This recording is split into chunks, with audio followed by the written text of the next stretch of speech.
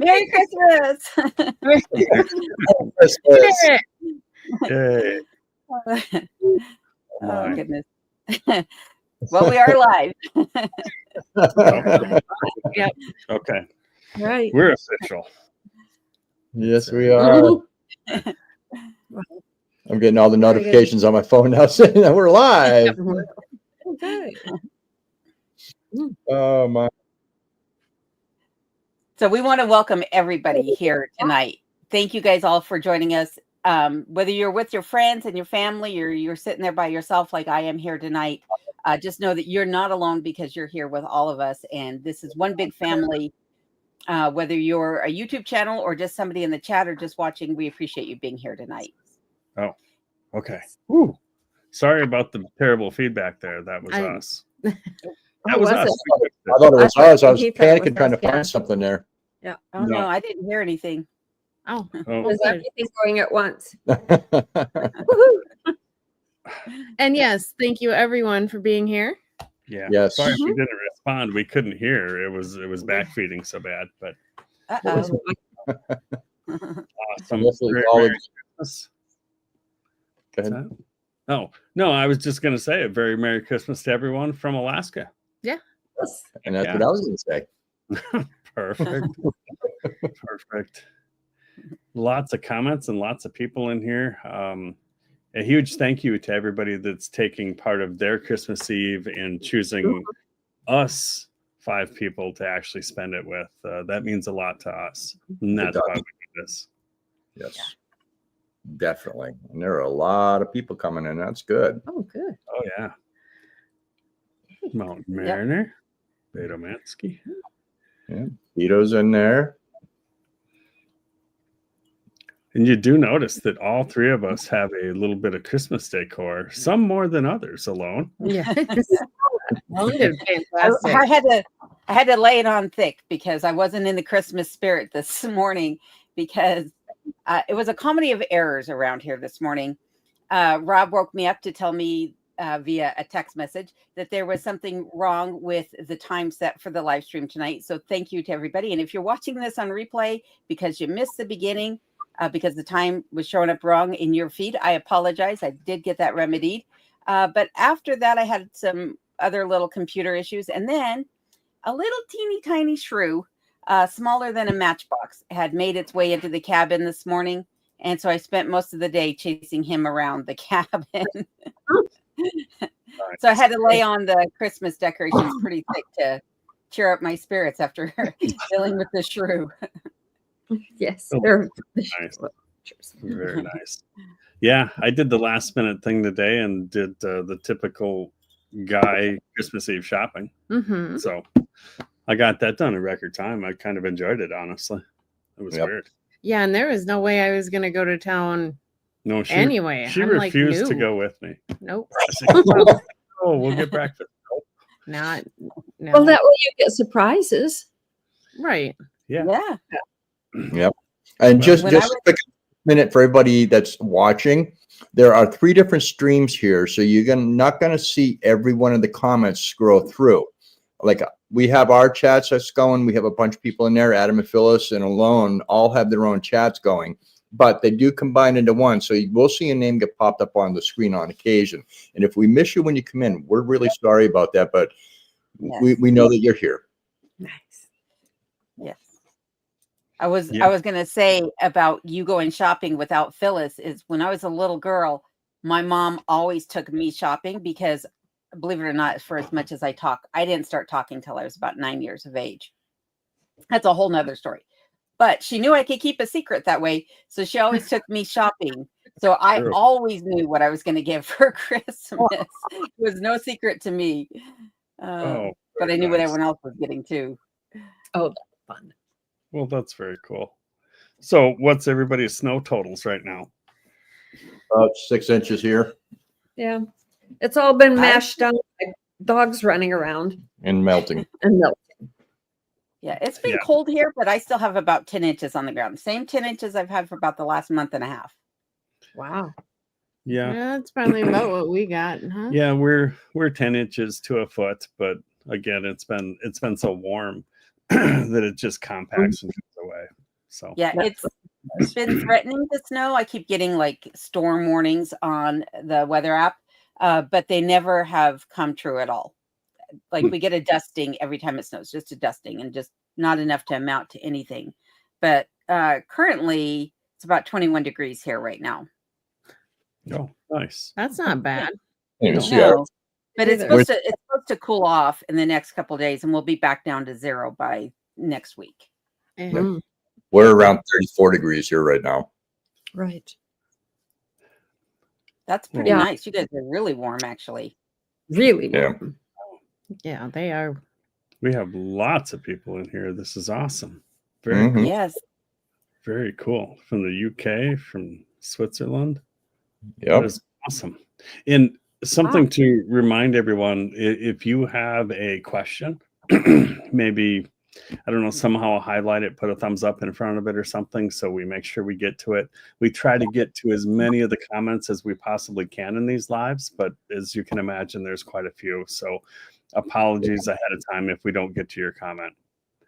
Yes. Yes. Oops, I skipped over somebody. Sorry about that, Simply Jan.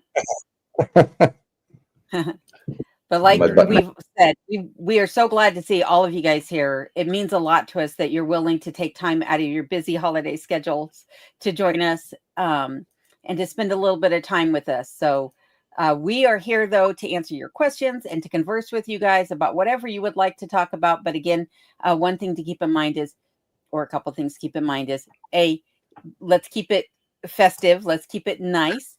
And we don't go political on these channels. That's something we try to stay away from. So with that, Right. we welcome all other questions and comments that you guys might have. So Well, Oh, yeah. And I saw there was a question that had come up. Are we all broadcasting from a Starlink? And I do believe we are. no, lone. Mhm.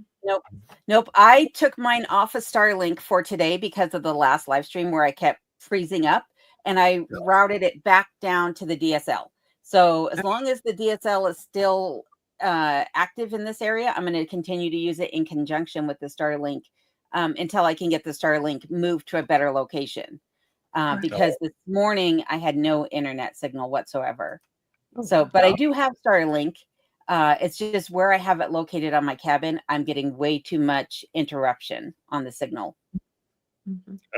I know a guy who's really good at putting it on the very tippy top peak of the roof. If you're looking for He's that. got lots of experience, I can imagine. You should hear the words that come out of that man's mouth too. Yeah. And they're mostly scared. Yeah, that was much fun. So what's everybody? Yeah, I cooking kind of for want to tomorrow? wait till spring to do mine. What was that, Phyllis? Oh, I was just wondering what everybody's cooking for tomorrow. We're cooking ham, and yes, Ed, your ham Your is safe. ham is safe. And don't give it away, Ed, because that's coming up in a video. Yes. I was going to ask you, but now that you said that, I'll.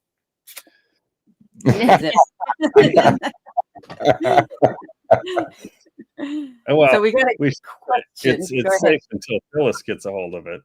Right. Then it may not be so safe. Yeah. What are you guys having for dinner tomorrow, Phyllis and Adam? I don't know. Yeah. I'm no looking idea. for ideas. Yeah. I am actually going to go have dinner with some friends of mine, so I don't know what they're going to fix. Oh, nice. Oh, Yeah. very Very good. good. Oh, excellent. You see, Yeah. Heidi's having ham, lamb, and chicken. Yep. And somebody was saying, Somebody's smoking a turkey. Ooh.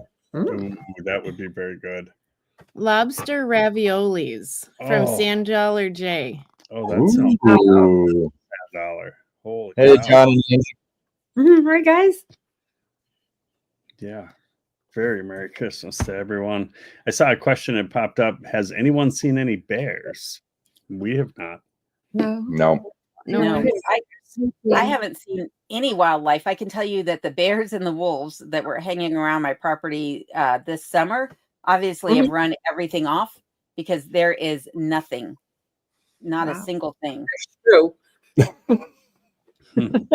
Yep, not even the little critters are out, except for that shrew that got into the cabin today. But we have another question up on the screen right now that says, do you all see stars at the PM hours because you're all in different areas of Alaska? So the sun sets here currently. Let's see here. What does it say? Currently at about 3:20 in the afternoon is when the sun sets here. And I see stars very infrequently because most of the time it is very cloudy here. Yeah.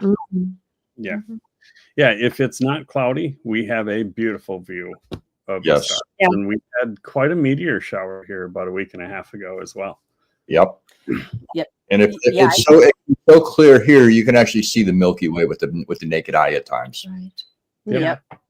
Now I had a one that the security camera caught that crashed into something behind my cabin here. I tried to look for it, thinking by the look of the camera that it had crashed into the woods behind my cabin, but there was nothing. So I think it was further off, maybe on a mountaintop or something that was obscured by the trees. But I did capture it on the security camera, so it was pretty interesting to see. Nice. Yeah. I see David from one of our friends here is inviting everyone here to a fellowship dinner at the Menard Center tomorrow. Well, thank you for that, nice. Dave. Yeah. What a nice thing. Yeah, very nice. 0 inches on my vessel and Valdez. Thanks, Zero Ed. inches on my vessel. He's a helpful one today. Yeah. Very nice. Oh man, he is trouble. Yes. I also want to say thank you to all of our moderators that are in here tonight, like Ashley over at Old School Alaska and JR. Thank you guys for being here. Thank you guys also for answering any questions that you can in the comments on our behalf, and also for posting the links that you do, Ashley. We really, really appreciate that. Yeah. Yeah, you would almost think that Ashley gets paid per link that he posts because he's really on that. Nice fast thumbs, that's for sure. Yeah, he does. It's funny too, because Kim here just said that in Las Cruces, New Mexico, she has 0 inches of snow. I have a friend down in Denver, and I was talking to her, and she was saying that someone was actually out mowing their lawn this week. That's how much snow they have. Wow. Yeah. Oh. So it's not just a light winter here; it's a light winter everywhere, I guess. Yeah. Yeah, and I thought it was forecasted to be a brutal one this year. Yeah, I thought Guess so I got too. that wrong. Not even half over yet. So, Well, that's true. Let's not get too excited. Yeah. Right? We know for a fact that in the state of Alaska, winter can change month by month. Our Day. first Yeah, I'm year, fine. the month of February, it snowed every day except for the first and last day of February. Yep. That was fun. Yep. That's Not a lot of really. snow. That Oh, was a lot of plowing. We didn't plow. No. no, ran everything over that year. Yep. Yeah. No, I plowed a lot. Yep. Let's see. No, I don't think any of us are seeing northern lights. Have you guys seen any? Yes. No, we've had a lot of at night. Yep. So not much. Yeah, I keep looking at the forecast for the northern lights, and there aren't any expected for quite a while, according to the forecast that I use. Though Yeah. I need to get with say again. Is there an app for that? Yeah, I just go to Aurora forecast for the University of Alaska Fairbanks. They have a website that'll give you a historical view for like the last 28 days or 28 days in the future, or you can just do the current 3-day view. And they have a little monitor that can show you what the night sky is, so you can see for yourself if there's an aurora showing in Alaska at that moment, or at least above where they're at. But I need to get with Nomi over at Homestead, Alaska, because he uses some different app, and his shows something entirely different than the university's does. And he's always having Aurora Borealis footage. So I need to figure out what he's using. I want to interrupt for a second. I just want to say thank you to Just Jason Keto and more for doing gifting out 5 memberships to our channel. Thank you very much, Jason. I really appreciate that. Oh, that's nice. Very Sure. nice. Keep them did it as well. Very Nice. Yeah, I saw someone had asked if Santa Claus had visited at all, any of us yet. And I can say that he has visited us. However, the economy must be hitting him hard too, because his wrapping is mostly done in bare cardboard boxes with duct tape. What do you think, Phyllis? I think he was training an elf on that one. Oh. Yeah. Santa did drop off a box at my place too, but just good. one this year. So Okay. It's not full of And- coal, is it? it might be. It might be. How about you guys? Well, I can see you guys have Christmas gifts behind you, Rob and Sarah. So obviously that has been to you guys. You guys must have been very good this year. Try to. Oh, definitely. So Leonard Thomas is asking if I got my new heater installed, and yes, I did. I did get the new heater installed. It's working fabulous. So thank you for the question. Mm-hmm. You're fixing your old one, right? Yeah, the old one's fixed. It's going to go into the bunkhouse when the bunkhouse is ready. Yeah, so I'll be working on that hopefully this summer. But I have so many projects still to do, things that I really want to get done. The bunkhouse is one of them, but I have other things I want to get done too, like the greenhouse, an outdoor kitchen, get the fence up, things like that, get a balcony, get a shop for my cars, you know. It's always a lot. Always a lot. Always a lot to do. Yep. I see Binford has a question. Do any of you ice fish? And I have a few times up here. Yeah. It's very different from ice fishing Wisconsin. Ice fishing Wisconsin, you're going after walleyes and northern and panfish. You don't have all those options here. You've got northern, but you've got lake trout, you've got burbot, you've got rainbows, you've got Arctic char. So it's just kind of different. I haven't gotten into it as much here. And what usually happens here is we get an epic amount of snowfall. So we end up with terrible, terrible overflow on top of the ice. And if you've ever been stuck in that, it's really discouraged me from wanting to go fishing a whole lot more in the winter. Yeah. I've been ice fishing back in Colorado, but I've not done it yet here. So. Okay. And I haven't done it since, well, actually, when I lived in Colorado last time was when I did it last, but I did a lot of it in New Hampshire when I was growing up, but haven't done it in 30 years. I don't have. Lay down. We got to try to ice fish that pond by your house, Rob. Mm-hmm. I'm thinking so. I'm thinking, but it's going to get really cold for that because I don't trust that pond because there's too many springs under it. A lot of springs. Yep. So it's thin and spotty. Oh, venison. I would be scared. Yeah. That's Should my be. thing. That's one of the reasons why I haven't done it is because I don't trust the ice. I don't care how thick it is. I don't trust it. When I went ice fishing before, every crack that the ice made, I was afraid I was going to fall in the water. Oh, When it's cold out and you hear that ice popping, it's a good thing. Yeah. Usually it's a good thing. Bad ice won't pop. Oh, Good, that's good to good, know. clear. Yeah. Good, clear, hard ice as it's making ice and expanding. That's why it pops like that. We used to drive on it all the time. We'd have a permanent ice shack and we drive 1-ton trucks out there. I see the lake, Long Lake, on my way from here to the Wasilla area, that there's cars out there on that lake sometimes. And out in Georgetown in Colorado, there were races out on the lake all the time. Mm-hmm. Oh, yeah. Scares me. I'm a chicken. I'll admit it. I'm the first to admit it. I'm a chicken. But I wanted to say thank you to Carrie Ramsey for saying that she likes the decorations. All of these are cards that were sent from viewers. So thank you to all the viewers who sent me a Christmas card this year. I really appreciate it. Yeah. Yes. It looks great. Speaking of which, we've gotten some very nice cards from a lot of people. And I want to say thank you if I didn't reach out to you in person. But we got one in particular that just really stood out. And that was from, All Abilities Homestead, I believe. Yeah, All Abilities Homestead sent a nice letter and a handmade card.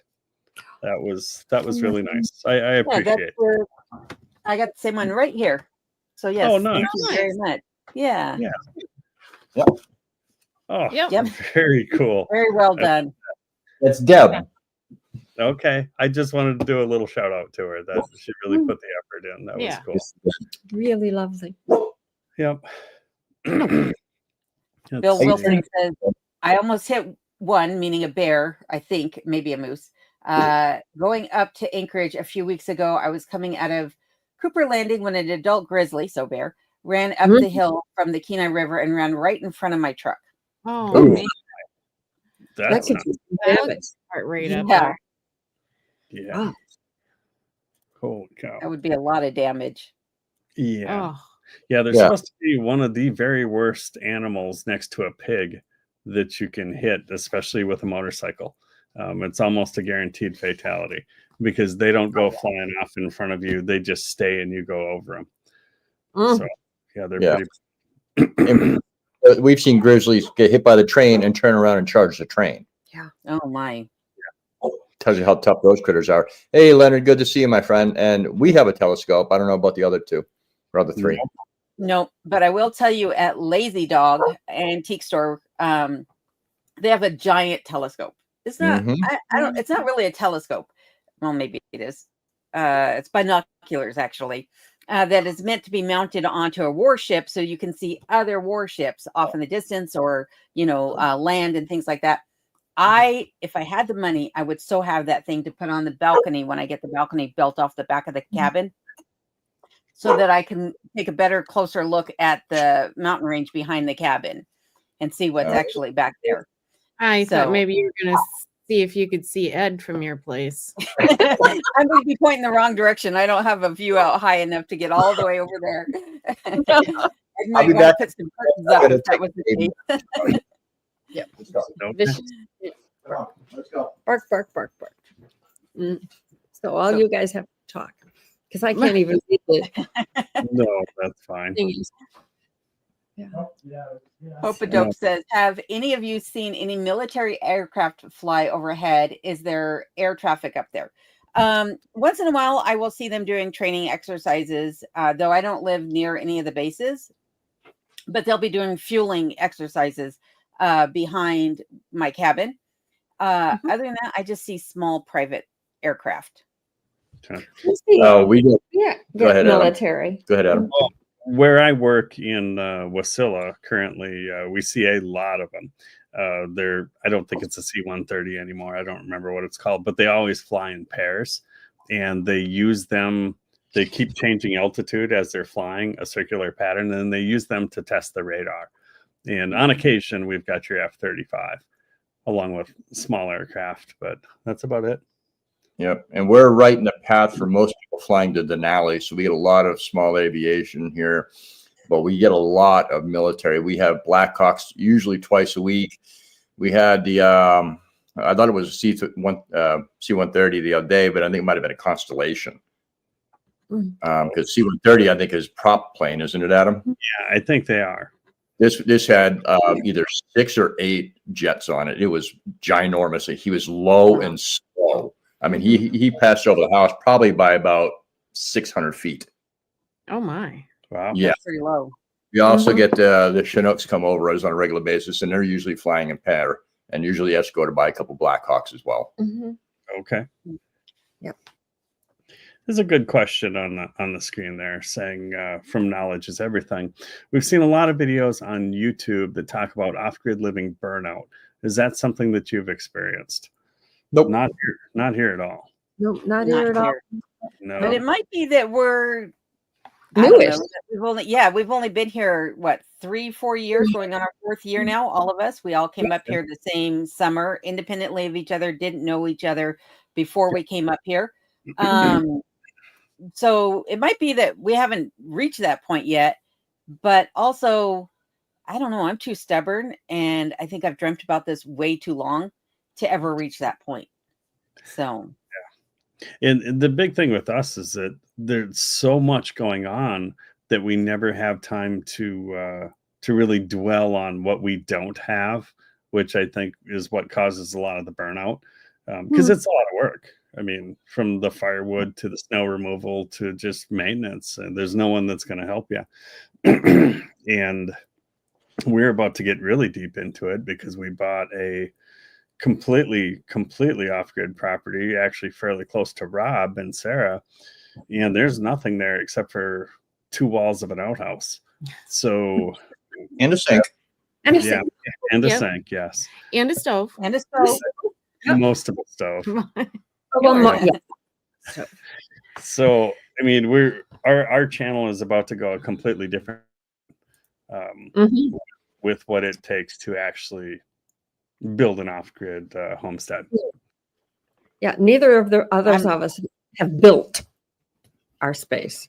I mean, we still No. built the house, but the whole compound was already here. And the Yeah. frame for the house was here. Yeah. So I'm very excited to see what you guys do. I am Cool.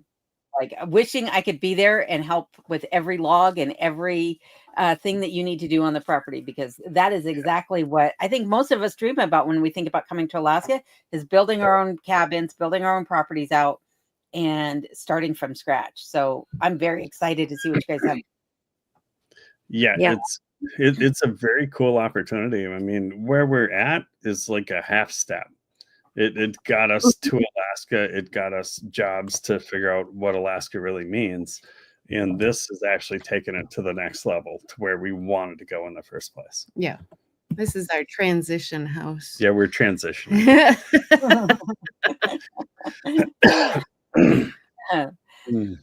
Sue is asking how keen I is. For those of you who are not familiar with my channel, I have a big black dog that is basically my shadow. He's a Velcro dog, follows me everywhere, and he is asleep right here at my feet. You can't see him right now, but he is doing wonderful, by the way. So getting older, but he's still a puppy all the way through and through.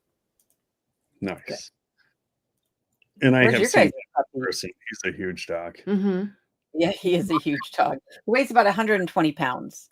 Oh my And he stands about, I think he stands 28 or 29 inches at the shoulder.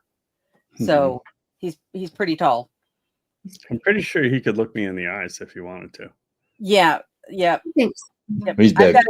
I've got a couple pictures of him with my boys, and both of my boys are very tall. They're 6'3" and 6'4". And I got a picture of him standing on the stairs, or sitting on the stairs rather, but his front legs are over the shoulders of one of my boys, and his paws are flat on my son's lap, and he's clearing my son's shoulder.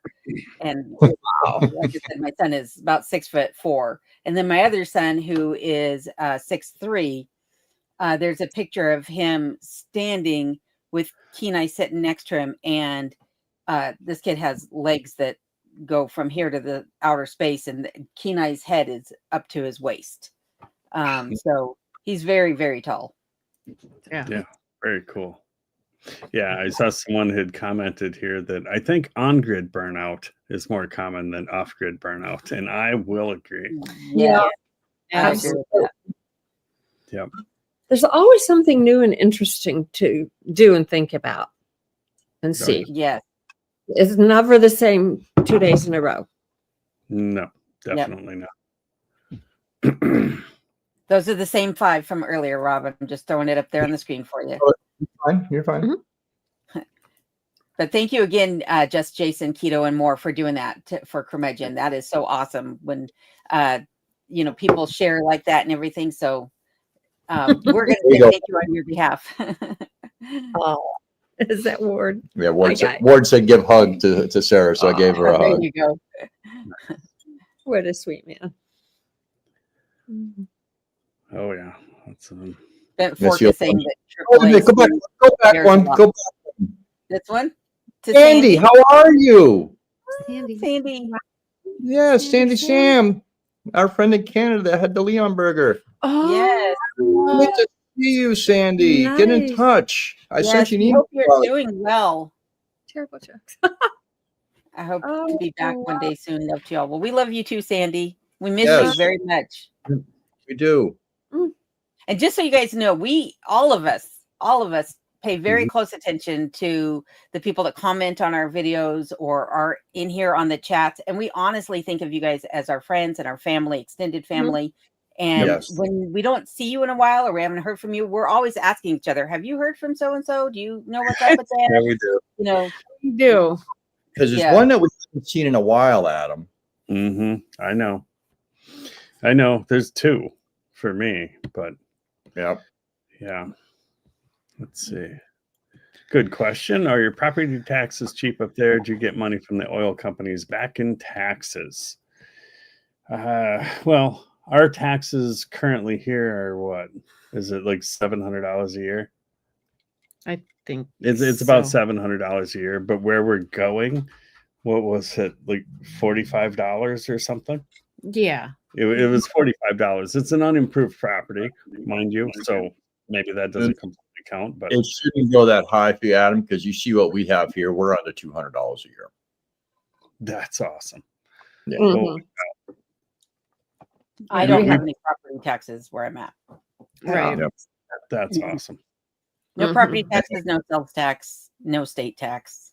Yep. Right. And as to the second part of the question, the money doesn't come directly from the oil companies. That comes from the fund that was set up years and years and years ago. And if you're eligible in Alaska, you do get it. You have to be a resident here full time for a minimum of 1 year before you can get that. And the amount varies year to year. Rumor is this coming year it might be a healthy one. Nice. Yeah, that would be cool. Yeah. Yeah, but I think this year was what, $1,250. Yeah, about that. Yeah. So I mean, it's not life changing. People make the statement, "Oh, Alaska pays you to be there." Well, that's not going to go very far if you've ever been to Alaska. That's 6 months worth of fuel for us, Yeah. which is our electric bill, basically. Yeah. Pretty much. Yeah, definitely. That That one's for you, Rob. We had -13 on the 23rd, and how cold is the coldest so far? This year, the coldest we've seen it is -2. Yeah. The coldest we've seen it here, we had one day where we get down to -34, and that was our first winter here. Right. Wow. The coldest we've seen this year is -25. But the coldest overall was at -52. Yeah, we had -52 or 54 last year. And that was the day you guys came up here. Yeah, that was one of the most painful days of my life. Not because we came up there, but because the train was an hour and a half late and it was 35 below. So the coldest I've experienced here was about -60, -65 overnight. But every winter, and it'll be coming up in a couple of weeks here, right after about Christmas till about the first or second week in January, the temperatures here typically have dropped to about -40, -45 during the day for a couple of weeks on end. So this winter, I haven't really been paying a whole lot of attention to the temperatures, but I've heard others in the area say that we've dropped down to, -20, -23 or so. But I'm not really paying too much attention to it. No, once it gets to a certain degree down, you don't really feel the difference. It's either actually cold or it's warm. nice. Yeah, it's actually nicer as long as there's no wind, right? It's actually nicer when it gets below like -20 than it is when it's at 0 degrees. At 0 degrees, the humidity's up generally, at least in the area where I live, and it's frigid cold when the humidity is up. Oh yeah. Oh, yeah. Yeah, But- we noticed that big time here. If the humidity is up, 15 degrees out can feel bitter. Yes, Yeah. it can. Yeah. Yeah. The humidity makes a big difference. Oh yeah. So I left this comment up on the screen just because we've already talked about northern lights here and everything. But Patty says, can anyone see the northern lights? I was in Alaska for the summer in my camper van and stayed until September to catch the northern lights, but no luck. The one thing I will tell you is definitely in the summer, you're not going to see them because it doesn't get dark enough ever in the summertime. And by September, it is starting to get dark out and everything. But the best time of the year to see it, believe it or not, is basically from November to February. February is actually what they say is the peak time of the year to see it. But closer to summer and spring and fall, you don't really see a whole lot of northern lights generally. No, I say generally because the best show that I've ever seen the northern lights put on was when my son was here in late August and early September a couple of years ago. And the lights went on and on for over an hour. It was incredible. Absolutely incredible. They were so bright.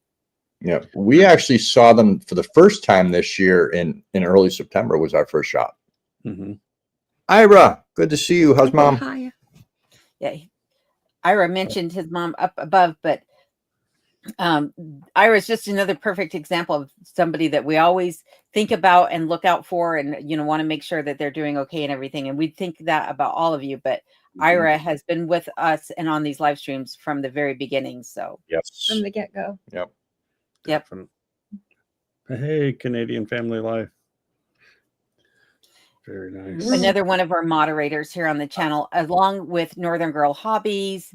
And I just lost the name. There was somebody else that is one of our moderators. So we don't all have the same moderators per se on our channels, but we all have a collection that work together. So again, thank you to all of our moderators out there. Definitely. I know. We just had a new one pop in. Melody and Ryan from My Wild Home are over on our side. Thank you guys for showing up. Yes, as how well. lovely. That's another great channel to check out.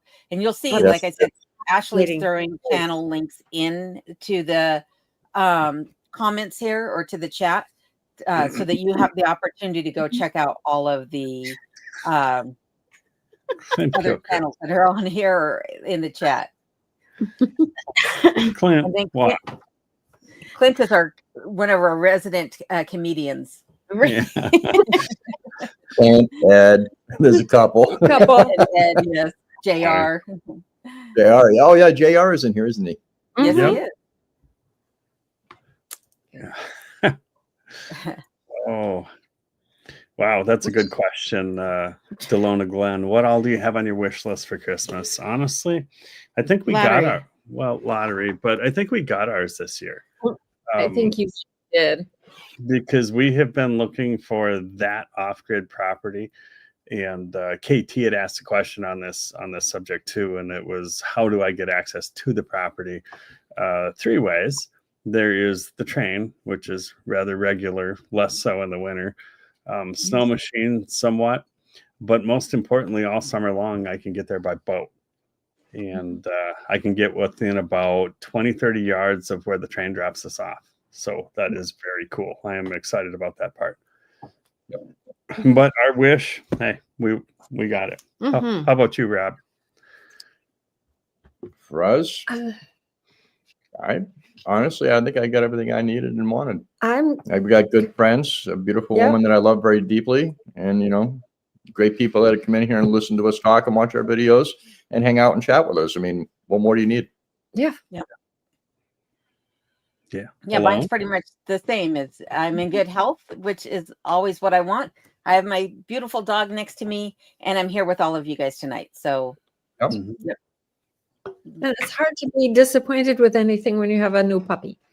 Yes, exactly. It must be a wild ride. Oh. Very true. Nice. She got a little big. Yeah. Oh, Nzubi is jealous now. Look at his big eyes. Aww. This is the day. So, James Hall, we want to say thank you for becoming a YouTube member on one of our channels. I don't know which channel you became a member on. So, but thank you very much from each and every one of us, regardless of which channel it is on. Definitely. Oh, Nancy has to. Yeah, Nancy says she has to leave. You too. So we thank all of you. We thank all of you guys for being here tonight, even if it's just for a short time or you pop in to say hello. Yep. Zeus, you were just outside and it's not playtime. No, and it's no. Oh yeah, it's the 25th at 3:00 to 1800 is KP 4 to KP 5. Oh, let's hope for some clear skies. Yes. Yeah. Might be. Heck yeah. Let's see. Just scrolling through all of the hellos and the little comments and stuff, we are reading them as quickly as we can. So thank you for everybody. Definitely. Any of the moderators, if you can, the Stone Wind is asking for other YouTube channels links, so please make sure you can drop them if you could. I just saw that Ashley had to step out for a moment. So Yeah. New No. Hampshire. No, that's okay. And that's something that we definitely promote here. I mean, not only are these 3 channels, we're all good friends. We're family. Which is really awesome, but we really encourage, other people that are on here to actually check out the other channels and the links that get put out there, because the people that are in here are people that we're friends with as well. Yep. Yes. There you go, Kim. There's the eggnog. Yes. And whoever you dropped the super chat for, I'm sure they're grateful. Thank you. Yes. Yep. Definitely.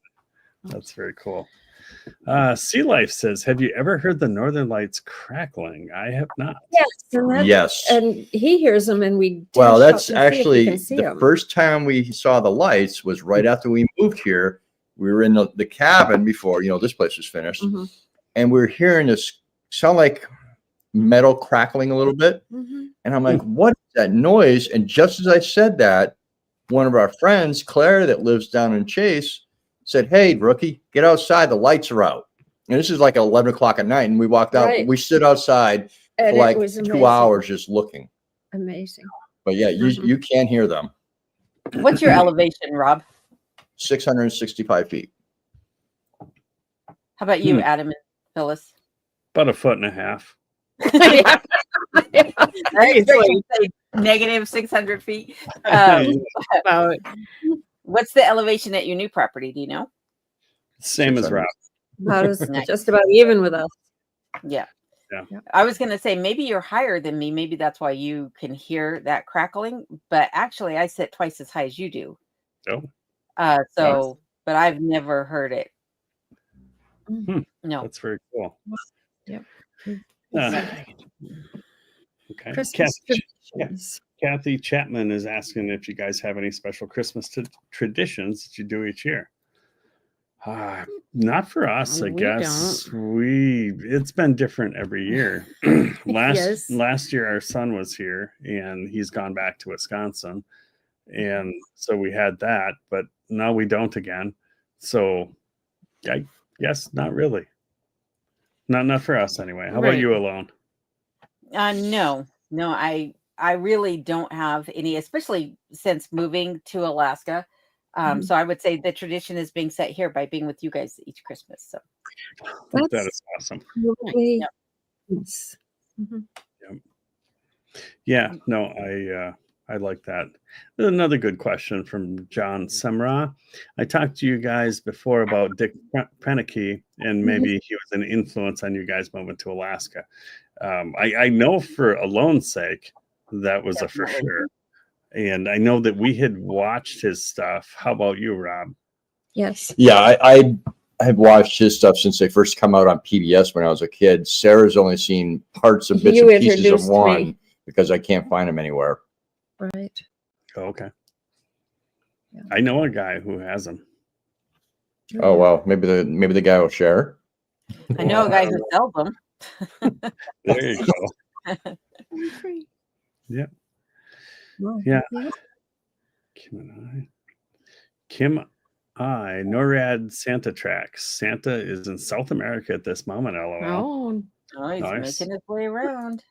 Probably shedding some layers down there. Right. Yeah. I'm going to put us on mute for a minute. I've got to go make another person a moderator on my channel, and I have to bring it up on YouTube to do that. So I'm going to have us muted for a minute. Okay. So Pope It Up is asking if there are a lot of Eskimos. The natives here, there's about 20, I believe, different tribes here that encompass most of Alaska. But they go by native or their tribe name or Inuit, and not Eskimo is a slang term. Basically, it's not really what they prefer. But yes, there are a lot of natives here. Absolutely. And it depends upon where you go, whether you're going to see them and what have you. But some communities are mostly native or have a high native influence in them. Like places like Yukavik, which is Barrow, formerly Chitna, Golconda. I'm sure you guys have areas near you guys as well. Mm-hmm. Big Lake. Yep. That's a different story. That's completely different. Sorry.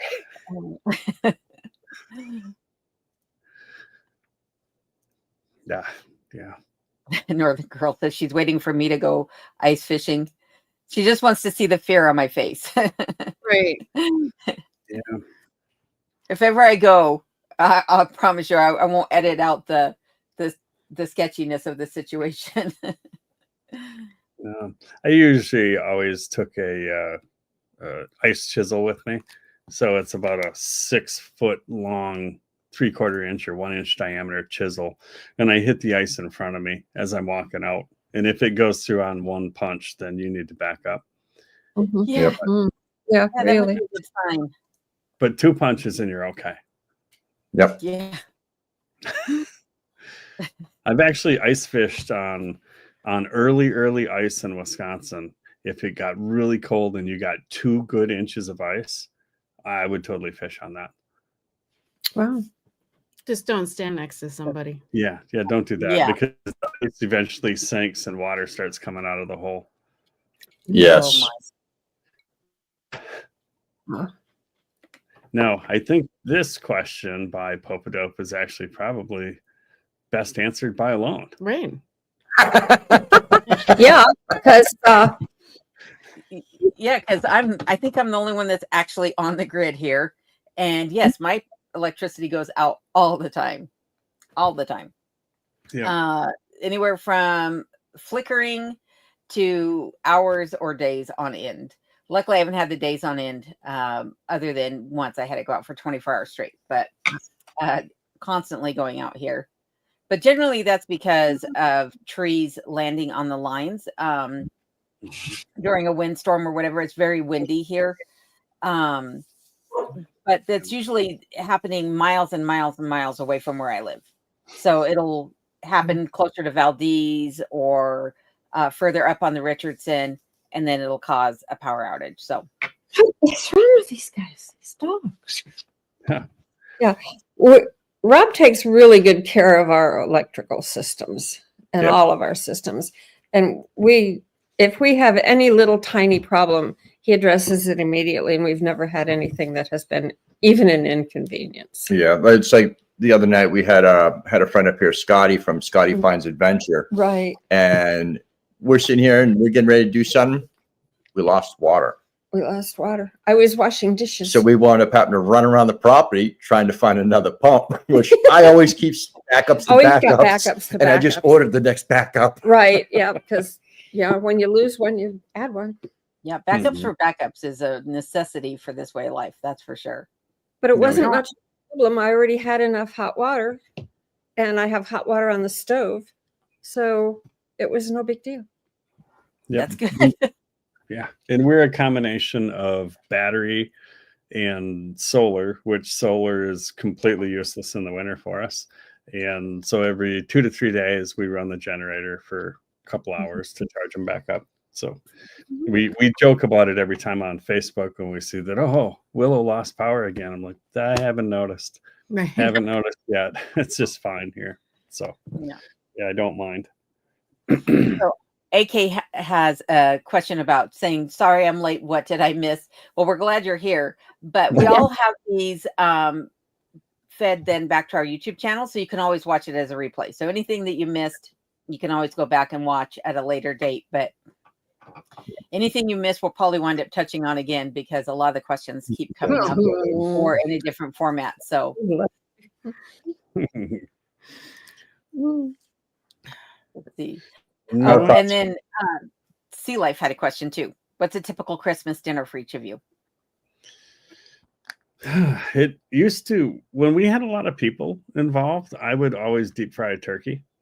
and I would deep fry some potatoes and those King's Hawaiian buns, but we don't have anybody. So I'm probably not going to do a turkey and let the dogs get it like last time anyway. It was kind of a Christmas vacation sort of thing here the last time we did that. So I think we're probably do a couple of ribeyes, and I really do love the sweet potatoes and green beans, kind of just traditional that way. Yep. It dawned on us today. We were planning on a duck, but so we don't have sweet potatoes. We just didn't think that far ahead, but we got the ham today. Nice. Did you tell all about the ham? Yeah, I told about the ham, but okay. we're just doing basic because it's just the two of us. Yeah. Years ago, when I had a lot more people around me, I always themed the holidays. One years it was owls. I made pies that looked like owls. I made swans on the table, stuff like that. But it's not so much anymore because it's just two of us. We sit down, we stuff our faces, and we go. And we go about our business. See, I thought you were going to say that you deep fried owls or something, Rob. And that's very. I don't think that's what you're supposed to do. Yeah. When I was growing up, my family had this tradition of making. Now, I'm going to say what it is, and then if there's anybody in here who's Italian, they're going to balk at what I'm about to say. But they would make cannolis, but they were not your typical dessert cannoli. They weren't filled with cream or whatever. And I'm going to hear, oh no, that's a calzone or that's a stromboli. But no, they were a cannoli. It's basically an Italian pig in the blanket is what it is. So Italian sausage wrapped in bread dough, baked, coated with provolone cheese, and then like an arrabbiata or a spicy spaghetti sauce. And our spaghetti sauce recipe had come from Mother Cabrini. My grandmother was a nun, and I don't know if she inherited that directly from Mother Cabrini as a child, or if she had, because I don't know when Mother Cabrini lived. Sorry, I'm dating myself here either, or I'm just showing my ignorance. But either way, it was delicious. It was absolutely delicious. So. One quick thing. I see there are some questions popping up further down. We are a little bit behind. We will catch up. We promise. Yep. So we've got a question here too from Marguerite Haynes, who says, hello from snowy Wyoming. Alone would love to send you Christmas card to you. Will you all be posting your mailing addresses, please? So my mailing address can always be found in the description of all of my videos. But if you have pen and paper handy, I can give it to you right now. It's pretty simple. It's P.O. Box 419, Copper Center, Alaska, 99573. So again, that's P.O. Box 419, Copper Center, Alaska, 99573. Do you guys want to share your mailing addresses or? Oh, we certainly can. Ours is pretty simple. It's P.O. Box 940131, Houston, Alaska, 99654. Look at that. I remembered it all on my own. I didn't even have to look in my wallet. I just type mine into the thing so they could just type it, copy and paste it. There you go. There you go. Rob's is in the chat itself. Nice. So I'm going to scroll through some of these salutations here real quick because as Rob said, there are more questions and we are getting a little bit behind here. So we are going to skip over some of these. Do you get foreign visitors up there? Russian, Canadians, and others? Absolutely. Yep. You get everybody from all walks of life coming up here to visit. And there's a large Russian population here as well. Yeah. We saw a map up at China and you were supposed to put a pin in from where you were from. And it's pretty much solid from all corners of the earth. So even from Papua New Guinea and little places like that. So it's pretty cool. Yeah. Drones, LOL, like the East Coast. Oh. What about drones? Do you see any or use one? Do we see them? No. Do I use one? Yes. Some of the material in our videos is drone footage, but It's fun. It adds a different perspective. We're not going To over what you're random doing. people's houses. and- No, I'm not. No. No. This is Alaska. I highly wouldn't recommend just flying around the neighborhood. Mm-mm. No. No.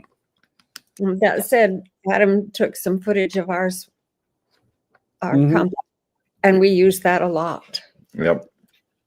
And we thank you for doing that because we don't have that really. Have Yeah, that because my capacity. drone's old and everything died on it. Yeah.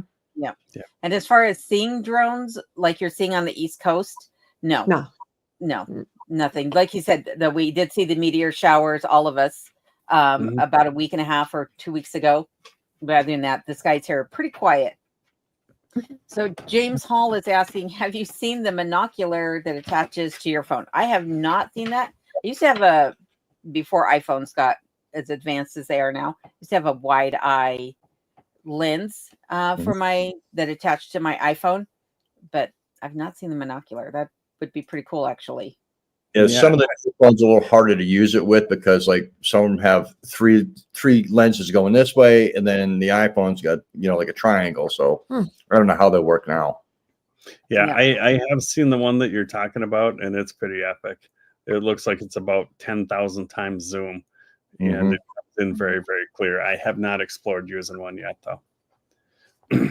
Marquette Haynes is asking question, is it snowing there yet? No, Alone and us have about 10 inches on the ground, and Rob's is steadily depleting. Yeah, it's melting like mad. Go figure. And usually I think Rob has the most snow of us all. I keep We have a lot. keep getting storm warnings saying it's going to snow, and it never does. It just And see, fizzles out. we were getting the warnings popping up in my email saying that you guys were getting hammered out there. Yeah, and nothing.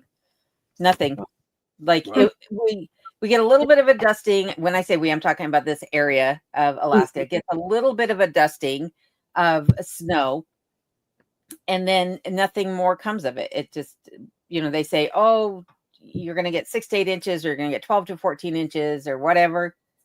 Nothing, not a thing. Wow. So. Sorry, BB. BB made a comment on my page about he's from New England. He can detect my accent. Yes, but the accent is still there. I don't use my R's as much as I should. Bear Up Farm says, I'm totally off grid and is the best living.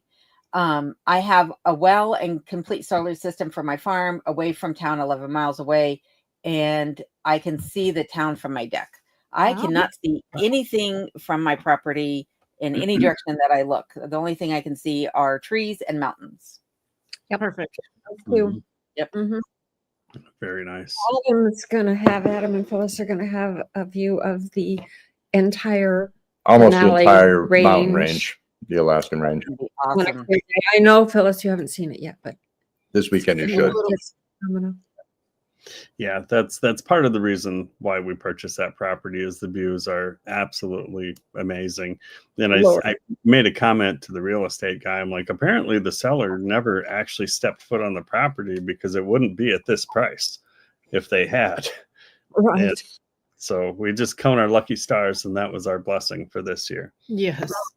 Big And one. you see a lot of properties that come up that way where it's listed, you talk to the real estate agent, and they say, yeah, the seller has never been there. They've never seen the property. I've never seen the property as a real estate agent. So a lot of times that is something you run into, which I think is kind of weird. Or the seller was only out there once, and that was a decade or longer ago, Yeah. So Unanimous doesn't have to worry about this place being flooded because we've been by it in the middle of summertime and it's high up. It's high up. Yeah. That's good. Very nice. Not that I'm going to miss the flooding or anything. You can stop wearing your high waters when you go outside. Yeah. We don't need our waders to go to work. Yeah. Right. When I bought the waders, I bought the Sims waders. I spent some money on waders, but I thought, man, this is kind of silly. I'm only ever going to wear them like 2 times a year. For months at a time. Are you kidding me? You can see them now. Yep. Oh, yeah. No, No. you can't sell. It's gonna have the waiters for fishing. Oh, that's true. Oh yeah. Right? You can't sell fishing stuff. You can't sell hunting stuff. What is wrong with you? Yeah. Right. Hunter, That's what's cold up here.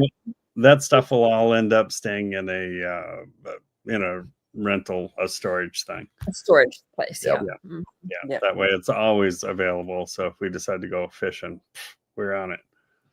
All right. Check it out. Marquette, actually, Alaska Cut the Cord and us are close to Wasilla, kind of close to Anchorage, and Homer's a long ways away.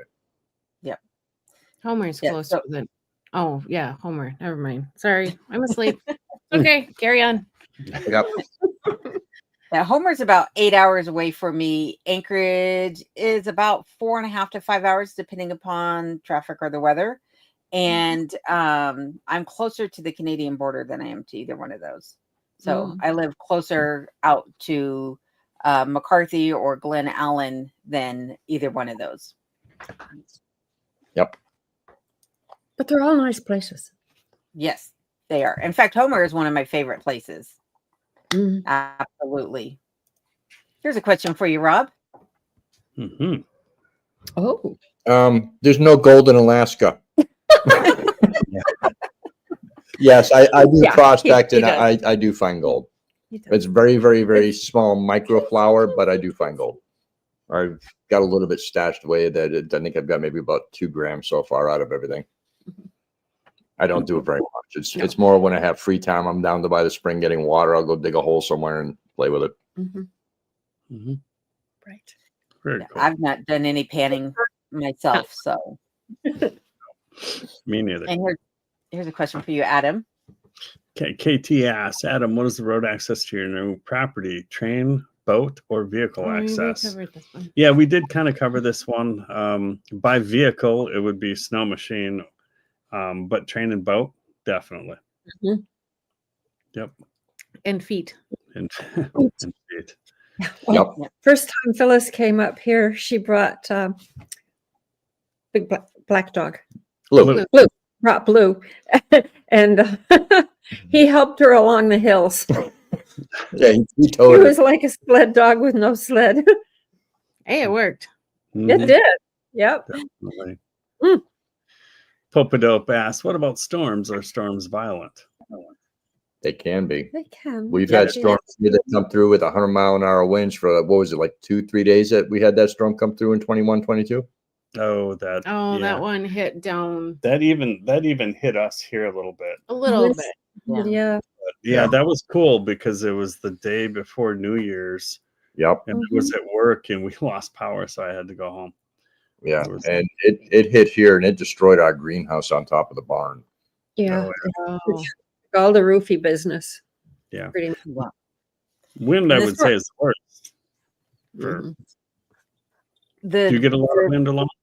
I get a lot of wind, but generally in the spring and in the fall is when it's windiest, and the wind ranges anywhere from about 35 to about 50 miles an hour. And in the spring, I would say 30-mile-an-hour winds are pretty common. They're more frustrating than they are anything. But the 50-mile-an-hour winds, I'm chasing stuff around the property that's blown around overnight. So I'd be happy to have that on nowadays. Put a wind generator up. Right. yeah, Mhm. I wind up tying things down in the spring and in the fall so that they don't blow away. So, and Raised in Alaska, another great channel, Yep. is asking, how long are your days now? Mine are, well, just looking at my phone here, I can tell you it is 5 hours, about 5 hours right now in daylight. Mine. I count 6. No, we're not quite 6. She's further south than us, so she'd have more daylight. We are at 5 hours and 2 minutes right now. Really? Yeah, so I'm at five hours and about 20 minutes. It's about 1 minute later than it was on the, or longer than it was on the 21st. Yep. Right. Yeah. Not Eating that we're daylight. counting. No, days are officially getting longer now, so we Yeah. are excited about that for sure. Yes. By mid-February, we probably won't have to run the generators so much up here. Probably not. Yeah. Yeah. Very nice. Yep. It's Get time it- to start thinking about gardens and what we're going to be planting seed-wise. Yep, and I see comments coming up about that too. So I kind of get a kick out of people always asking about the dark, and what really goofs up my physical system is the light. Come summer, it doesn't really get like dark. yeah, and that messes up your system more than anything. Yep. Yeah. Just keep going and going and going, and then you say, "Whoa." And Janet Parrish is asking, how many acres do each of you have? Alone? I have 15 million and 5. Yeah. Just kidding. It's the joke I like to make. I only have 5 acres, but I back up to a national park. So, but I just have 5. Yep. We've got just over 4, and we've only got 1 property touching us, and the rest is all state land around us, except for a few small lots. So we get access to thousands and millions of acres like along. Yep. And we currently have 7 1/4, but that'll be reduced when we sell this house and to the 4 1/4 that we just purchased. And same sort of situation. I'm bordered on 2 sides, but by other property, but the rest is millions of acres of state land. Well, technically only 1 touches you, Adam. The other one, you have a little gap between. A little gap. I do. There's a good 20, 30 foot gap in between for like an imaginary road that they put in there. That goes off the cliff. It literally goes right off the cliff. So I don't know what they were thinking there exactly, but So Sheila Duzan says, Merry Christmas to all. This is a very nice thing to do. I thank you all. I got home from work and had a little heart surgery last Wednesday. Looking forward to this visit, a snack, and a rest. Hopefully you heal fast. yes, Yep. our thoughts are definitely with you in your recovery for sure. Definitely. And I wanted to bring this one up also. E.G. Wife, who is the wife of Gary over at Enigmatic Witchin, also another great channel for everyone to check out. But they live north of Fairbanks, and she said January and February are usually the coldest months. Last year we thought was oddly warm, and then boom, in January we hit negative 70 degrees Fahrenheit. No, ma'am. Yeah. Nope. Yeah. And Gary's still out there doing traffic in that. Oh, My dear hat is off to heart. that man. Yeah. I would be down at the Chena Hot Springs for that snap For that week. for that month. Can I get a 1 month pass, please? Yeah, my understanding of Fairbanks and the immediate surrounds anyway are that it's colder than almost everything in winter and hotter in summer. Yeah, Definitely. they get up to about 100 degrees in the summer. It gets hot. Yeah. Which I can handle that, but not the minus 70. Oh. I can handle the minus 70. I cannot handle the hot. When And it's that's how I am. That's over 60 degrees here, even ambient outside temperature, I just want to go jump in an ice bath. I can't handle the heat. I like it cold. Oh, goodness. I like it heat. Bedford has a good question here saying, is there anything that you can't afford or avoid now due to cost compared to the lower 48? Yes and no. We kind of look for options, but I would say lumber is wow. Lumber's Wow. Yeah. Why I own multiple sawmills. Adam's got a little hand sawmill. Mm-hmm. That's the only way you can do it up here because it is expensive. Plywood is stupid money up here. I mean, I think when I went to get my cabinet grade plywood for doing the cabinetry here, which Homestead was screwed up again. 1 sheet was like $100 and something. Mhm. Which is why I wound up building. I built that room in my bathroom, which is the room that I built is probably, well, it's about 5 feet by 8 feet, but I didn't use any plywood, right? I just used trim and some doors I picked up off of Facebook Marketplace. And then I used 1/4 inch underlayment. I built that room, which in my opinion, I'm guilty of bias here, but in my opinion is absolutely elegant. It's very beautiful. It was cheaper to build that room than it was for me to build a bench using cabinet grade plywood. Right. That's how expensive the plywood is up here. It's ridiculous. Plus, to get it here Well, from for us, Oh yeah, for- for where you guys are at and where Adam and Phyllis are going, absolutely, that would add a cost indeed. and that's why with all our walls, instead of going drywall, We put down 5mm underlayment, and it looks fine. It looks like drywall. It does. Yep. Yeah, and there's a lot of other hidden costs that get in there too. When I bought the new boat that I bought this year, there was a $3,600 delivery fee. I'm like, delivery fee? Really? Like you weren't going to ship it here? Yeah, So, and it's not like they brought it right to our property. no. Right. So yeah, we get a lot of extra fees in Alaska because apparently it's really hard to get here. Mm-hmm. So they should build a road that would make it easy. Speaking of costs and building a road, this one baffles me, and it has always baffled me. It takes longer to get to Fairbanks or Delta Junction than it does to get to Glen Allen.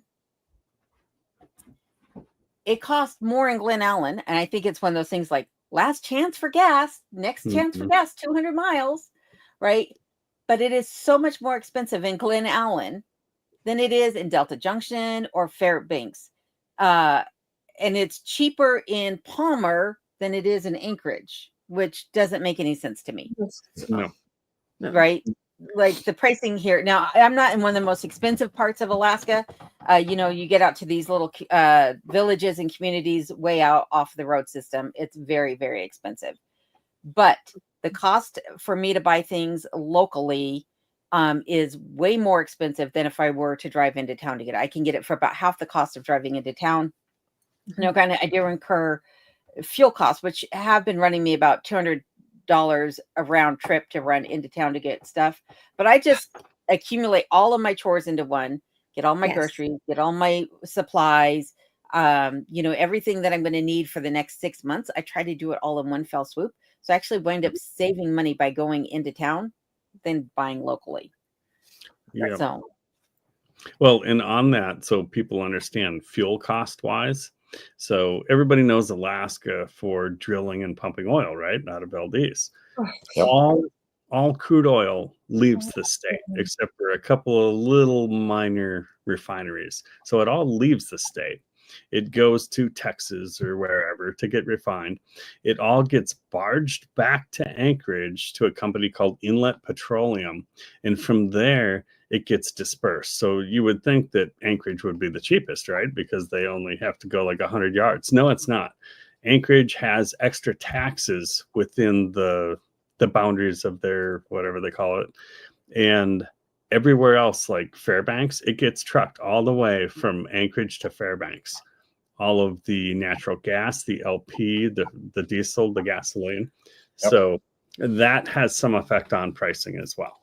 And that happens a few things too. Even a lot of the salmon we would buy in a store, if we were to choose to buy salmon, comes from Seattle. Or Washington State. It gets shipped down, gets repackaged, and it's sent back. Yeah, and that's something else too. Like when you go to the stores here and say you're a tourist, right? And you're like, oh, I'm going to go into Three Bears, a local grocery store.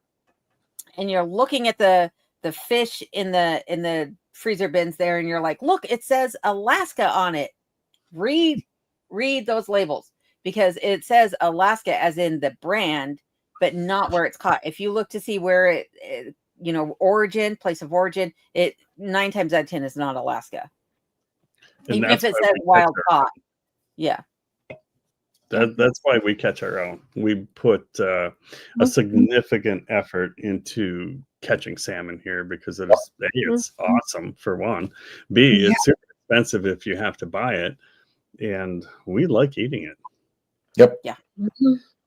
So, yeah. Yep. So we do have another question on the screen that's kind of related to this. It says, what type of income does it take to live off grid other than hard work and planning? Well, that's a very good question. Also. Yeah, very much so. Yeah, I agree. I mean, I'll give you an example for us, right? We sold pretty much everything we owned and some of the stuff we shouldn't have sold to move to Alaska. And we paid cash for our property. So what that means being off grid is you have no electric bill. You have no utilities, no house payment, no any of that. But you still, if you brought a vehicle, you still have a car payment. You have this and that.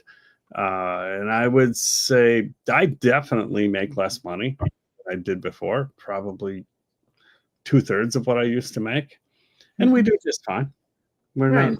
not, and Phyllis works as well, but I'd say you make close to the same. But I'd say together, if I were just going to pull a number out of thin air, I'd say around $110,000 a year, something like that.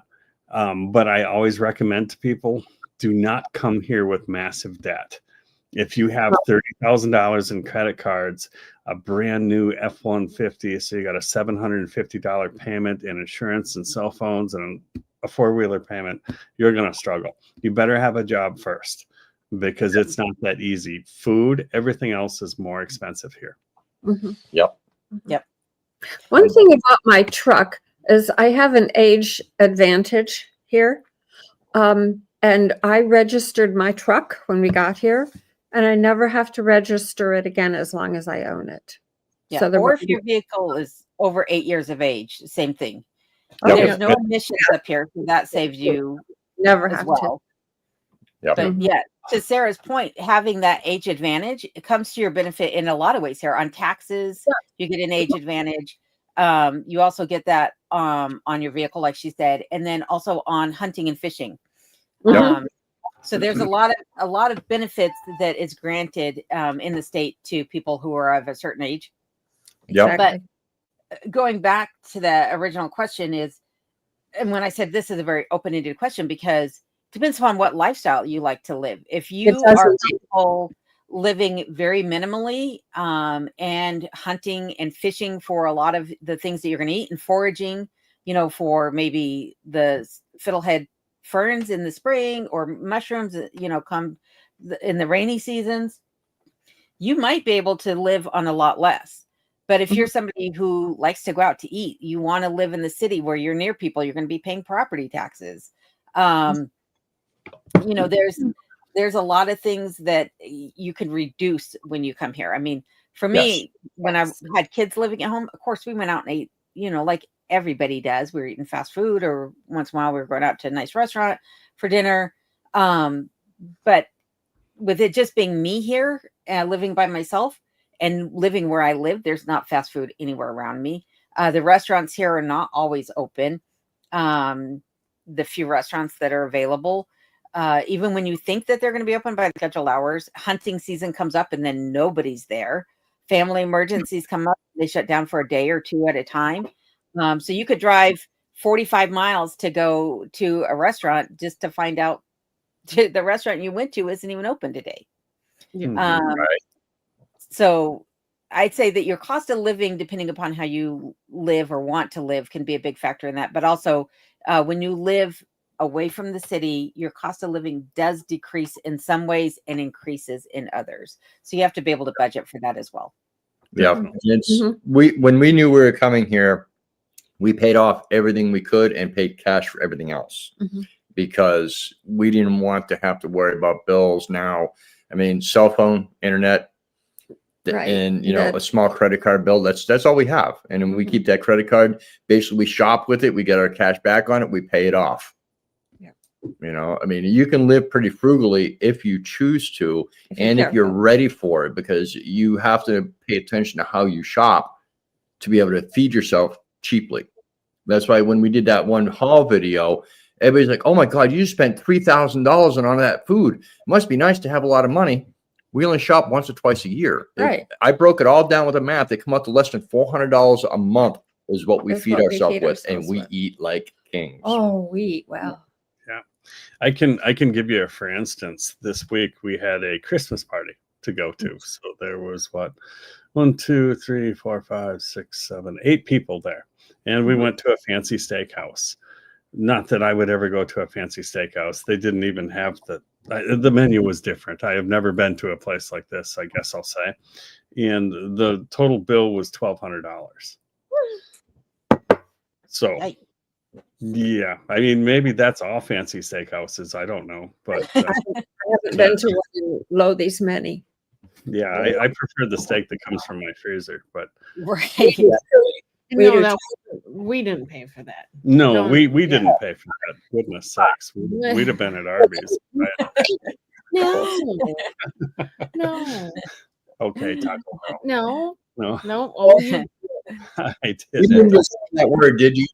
yeah, he did. I did. No. Oh, good. So Terry's asking if I'm taking Kenai with me tomorrow to Christmas dinner, and I'm not, because he is not dog friendly and they have dogs. So he is going to have to stay home. Normally when I go someplace, though, I do try to take him with me, especially if I'm going into town. He always gets to go in the car. Oh, Which is yeah. his favorite place to be. Mhm. Absolutely. So. Mhm. And Millboro Quilter, South Dakota says, can all of you get radio stations to listen to? I keep thinking of Good Morning Vietnam. I cannot imitate anybody, so that was the worst impression ever, but there you go. Yeah, I can. I get radio stations. I do occasionally listen to the radio on the way to work, but out here we never listen to the radio, so I don't know. We get KTNA out here, which is a local Talkeetna channel, and they still do like the Denali echoes and stuff like that, how people Right. communicate out here in the bush, what messages. Mhm. Yeah. They do. Yeah. And where I'm at, there's only 2 radio stations. There's, I think they changed their call letters, but it used to be NPR, so National Public Radio, on the AM dial, I think. And then, other than that, there's a religious station, which I think is out of Glen Allen. But those are the only 2 stations that are out this way. And there's nothing else even on AM radio. Like you can search the dial, it just doesn't do anything. So, Oh, okay. I've never even tried AM. I used to listen to it all the time, but Yeah. don't anymore. No. But I don't miss much. We have a lot going on here. We're always quite busy. Oh, yep. And I'm never bored. No. Yeah, Oh, it's a lot of the radio. Adam got me hooked on some story stuff on YouTube, Mr. Creeps and a few others. I like the good old horror stories that come through in there. Pasta. Yeah. Yep. Yeah. Yep. My favorite's Mr. Ballin Oh, yeah. Mhm. Yep. because he I have- tells real stories that are worse than your fictional ones. Yeah, well, I'll take the made up ones. I think we're all kind of like that we like to listen to the things that we can't even fathom doing ourselves, right? Or we can't Right. imagine, we hope never happens to anybody we know, and we're sorry that happened to anybody to begin with. But I used to Right. listen to these 2 girls. They were like an aunt and a niece that had a channel on Spotify. And they would talk about serial killers, and what made them tick and the things that they did. And I loved listening to them until they started doing so many commercials in their podcast that I couldn't listen to it anymore, because at one point they had competing commercials for like Hello Fresh, and then I don't know, whatever other grocery delivery service was. It was like that commercial. And then the next commercial was from some competing. I was like, how can they even get away with that in the same podcast? Doesn't the advertiser get upset about that? But what do I know? So.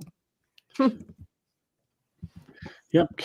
Oh, I was going to. Oh, sorry. Was there a question up there that I had up there? No, it wasn't a question. I was going to Okay. read the comment. But Lee and Maine is saying, do any of your family members from the lower 48 ever come up for Christmas?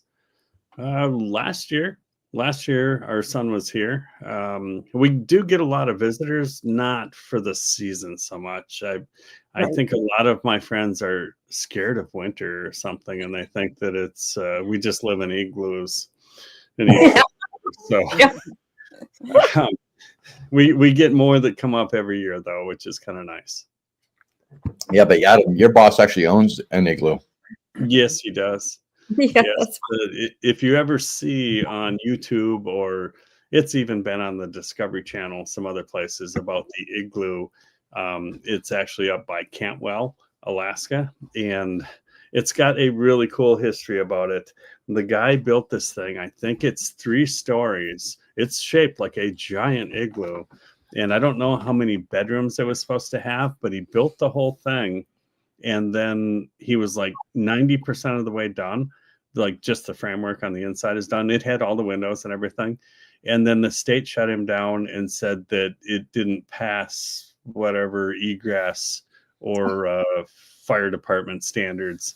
And Yeah. it literally is sitting there. And we just had to do some fixing on it because snow machiners like to high mark on the building. Oh, If you can imagine that. They try to high mark on the building and they caved part of it in. Oh my. Oh, wow. That's No pretty rude. respectful. Yeah. So none of my family comes up in the wintertime. I've had 2 of my 3 children come up in the summer months, but here where I live, you just don't know if the highway is going to be open to get here, for one. And it's a long way to go for a plane that might not make it, for 2. And then the other thing is that I was talking to one of my family members about this, saying something about them coming up for a weekend. You really can't even come here for a weekend because it takes a full day of travel to get there and back. So you would lose the entire weekend in just travel time. Right. Yep. So People at a don't minimum, you'd have to come for a week.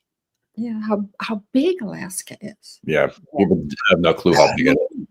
You could cut it into thirds, and Texas is now the 4th largest state. Right. Sorry, Clint. Yeah. For us, my mom's been up twice in the wintertime, but not for a holiday. No, not for holiday. Well, no, actually, she was here for Valentine's Day and her birthday. Mhm. There you go. My bet is saying, will you all name your channels, please? Well, I am Adam and Phyllis. from Alaska Cut the Cord.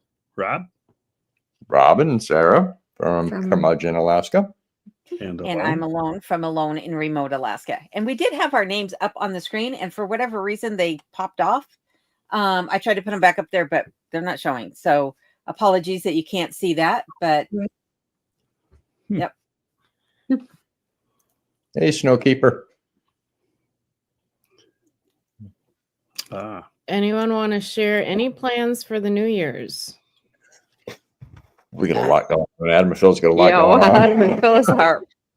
I'm going to be frantically packing and going over my gear, making sure I've got what I need to live in the woods for 4 days. Yeah. Alone?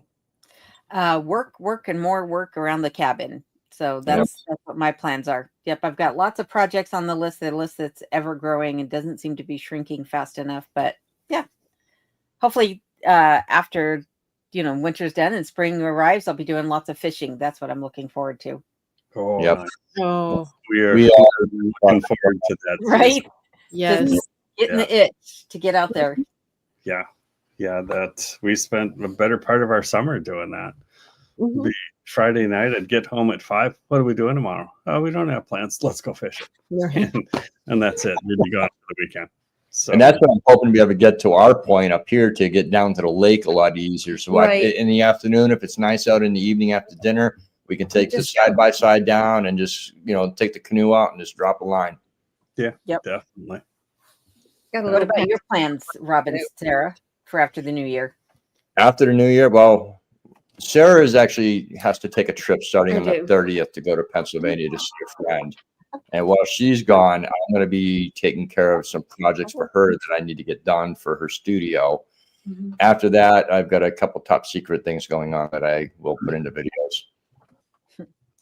Yeah. As far as the year, we are going to be building on the new property. Mhm. Absolutely. Yeah. There'll be no spare time at all this year. None. I left this up here. Sorry about that, to interrupt. I know that was for you, Sarah, for the eggnog fund. I'm not sure whose chat that went on. I don't think it was on ours, but eggnog. Sweet. Nice. And then there was a question here that I had up. Oh, there we go. Here we go. Here's another question. Myrtle is asking, what type of heat are you all using? We are primarily wood heat with a Toyo. If you haven't heard of that, I had never heard of that ever before in my life from Wisconsin. And a Toyo is a kerosene heater. It runs off fuel oil, but that's a form of kerosene kind of. And that is our backup. Yep. And we're predominantly just straight wood here, Mhm. but we will be putting in a Toyo in the spring for the shoulder months or times a year like right now where it's in the 30s and 40s outside Right. and we have to run the wood stove to cook on and it sweats us out. We're so So we're going to do that this spring and get that in, so we don't have to burn as much wood when it's like this.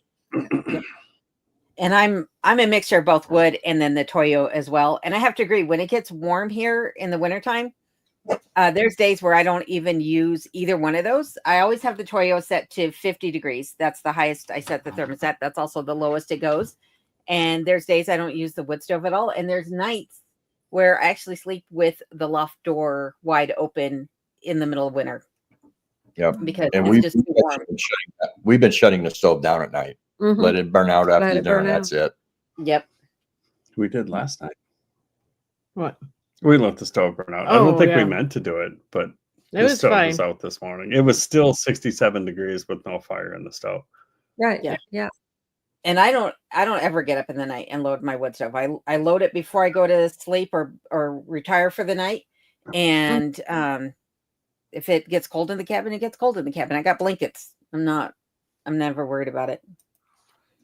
So Let's see. DC4. Any of you have any feel for what the custom leather crafting market is like in Alaska? Depends on what you're making. Yeah. Well, I would say Talkeetna is kind of a venue for a lot of that too. Downtown Talkeetna during the summer. Yeah. Yep. it's a major tourist. A lot of town. people like custom holsters, shoulder Mm-hmm. rigs, or chest rigs, stuff like that. There are a lot of knife makers up here. You never know. You might be able to get a job or get some work through some of the custom knife makers.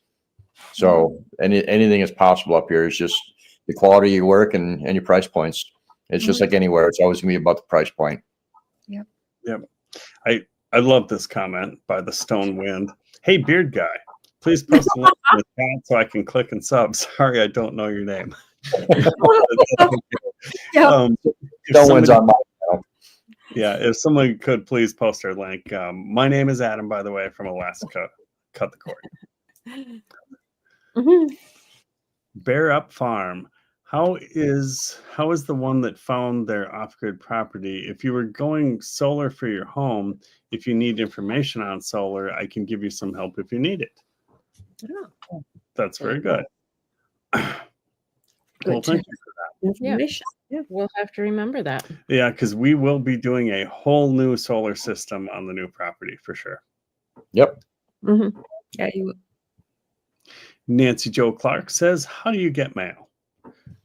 I think all three of us have a P.O. box. Yes. And then ours comes up on the train. Yep. In Alaska, there are a few places that you'll be driving down the road and see just a batch of mailboxes. There'll be like 40 of them. But if you're not one of those people, you have a P.O. box. Yeah. And a lot of the post offices, they actually have a waiting list to get a P.O. box there. Mm-hmm. Especially in Willow. I think Yeah. the list got longer since we've been here. Yeah, ours isn't even in Willow where we live. It's in Houston because Wow. they're the first one to have one open so we could start getting mail. Yeah. And it costs like $200 a year, I think, for a P.O. box here. And I have 120. 120. And I abuse that. I mean, I get Really? Yours Yep. is 120? I don't Yeah. think I mine think is quite that high. I think mine's about 90. And I have the largest one that they have, at least in the post office that I have. It's not huge okay. by any means. So that's interesting. And when you move up here, Adam and Phyllis, get rid of your one in Houston and apply for the one in Talkeetna. But because we don't have a road system here, we do not pay for our post office box. Oh, Oh, okay. nice.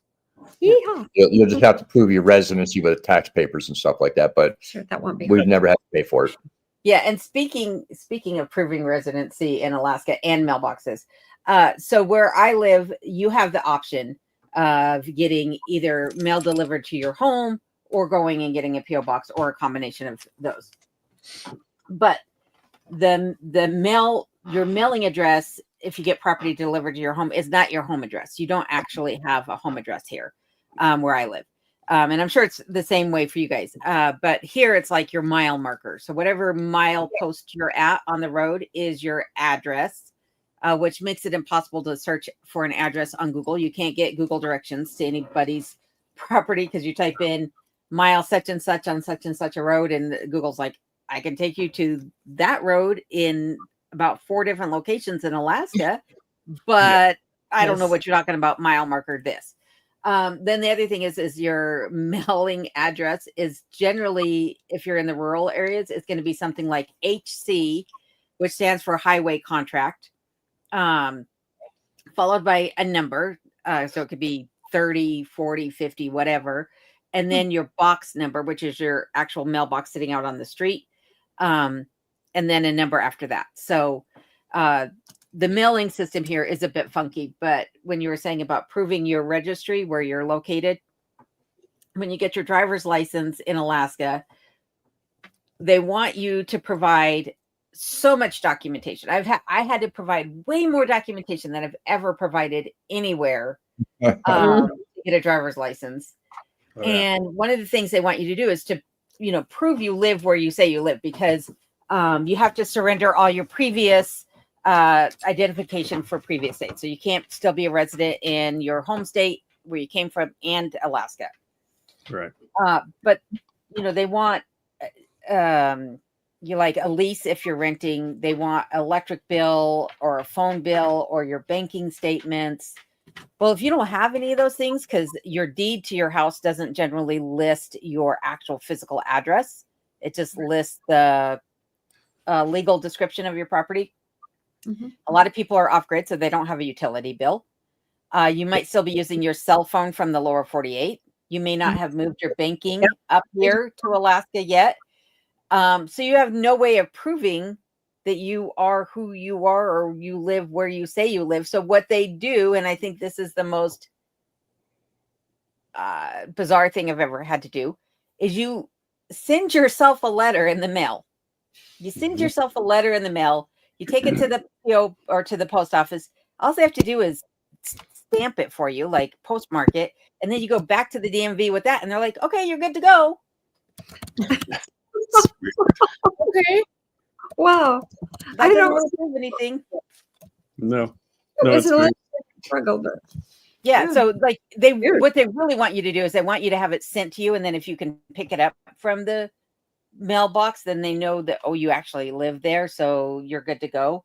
But I literally have watched people walk into post offices and have them just postmark it, and they walk right back out with it, and then they go right back to the DMV and get their driver's license. So Okay. tell me how that works. Yep. Doesn't make a lot of sense. It doesn't make any sense. But getting No. your driver's license in Alaska is also one of the most difficult ones to get. Oh my goodness. Yes. Yeah, we had to retake the written part of the test. we And, did. I'm proud to say that we both failed. Right. And Yeah. oh yeah, we totally We failed failed our first time. it. Yeah, both. Wow. And we Wow. Yeah, we came home and we watched YouTube videos that had all the questions that could possibly be on there, and we I did relearned how to drive apparently. Right. And we took it like a week later. Yeah. And there's a website that you can go on that'll give you all of the test questions. I went on there and I just practiced and practiced and practiced. But the questions are also written in a way that they kind of trick you. You're like, Mhm. is that written correctly? Like, that doesn't even make sense the way it's written. And then you I get know. in there and it's written exactly the same way. You're like, oh, I'm so glad I studied for this test. Yeah. Right. Yeah. We just read the book. We read the book. They Mhm. asked the question in a way where there is like 2 or 3 correct answers. Right. Mm. And yeah. Raise the Yeah, like- last thing. Hold on, I have one more statement on that. There's a question in there that says, what is the minimum driving speed in Alaska? So you're thinking, well, 20 in a school zone, right? Yeah. No, it's 55. The minimum speed limit in Alaska is 55 because they're not talking about side roads. They're talking about on the highway, because even though there are side roads in Anchorage, a lot of the state doesn't have side roads, or if they do, they don't really have a marked speed limit on them, right? So they're talking about the 5 or 10 highways that we have here. That's what they're talking about. And the speed limit from once you get north of Houston is kind of whatever. Right. Keep really is. Keep it 70 or under, even though it's 55. You won't get pulled over. No. And then once you get just north of Willow, just past my house, it turns to 65, and then it's like 75 or 80. Yeah. Pretty much as fast as you want to go, as long as However, you're done. we just found out they're actually going to be adding a state trooper substation down by the end of the spur. I heard that. Oh. That's going to be changing. They're going to try to keep 6 officers there at all times. You know, they're doing their shifts and all that, so it'll be probably 3 on or 3 off. But that covers basically from where Adam Phyllis is down in Willow all the way up to the parks. Right. So it's like a 60-mile range. Yeah. So where I'm at, so in about 500 square miles, we have three officers. No, we have 5 officers. We have 3 state patrol and 2 state wildlife troopers. And I think we've just lost one of our troopers. So yeah, and they're covering, that's, 3 people on rotating shifts to cover 500 square miles of area. So it's not a whole lot of coverage. No, definitely not.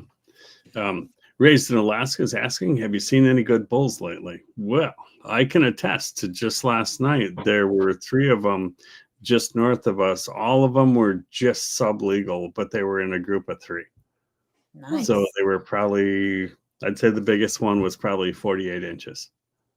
Yeah. And we haven't seen these in months. No. Same. The only time I've seen them is the 2 o'clock in the morning Anchorage runs.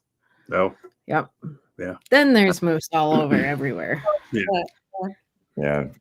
We haven't seen moose in months, but we've got the wolves in the area. I mean, we haven't seen them or heard them in about a week, but they've been in the area pretty hot and heavy over the last few months, and they're decimating the moose population here, and it's horrible.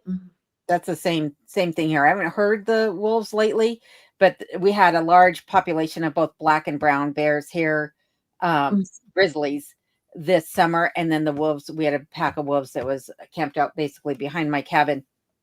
And since then, I haven't seen a moose in this area since probably the beginning of August. And not even seeing tracks on the roads or anything like that. They're just run off or gone. So yeah.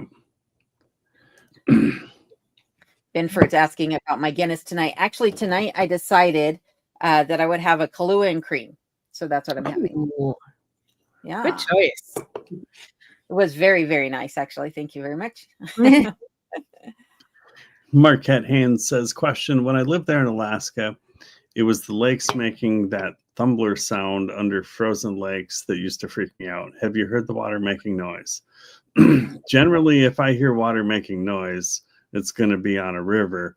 And what happens is the rivers freeze over, but then the water level continues to drop, and you end up with a gap between the bottom of the ice and the river. And that can make a lot of that noise as well. But yeah, I don't hear so much of it. I've heard the lakes making noise in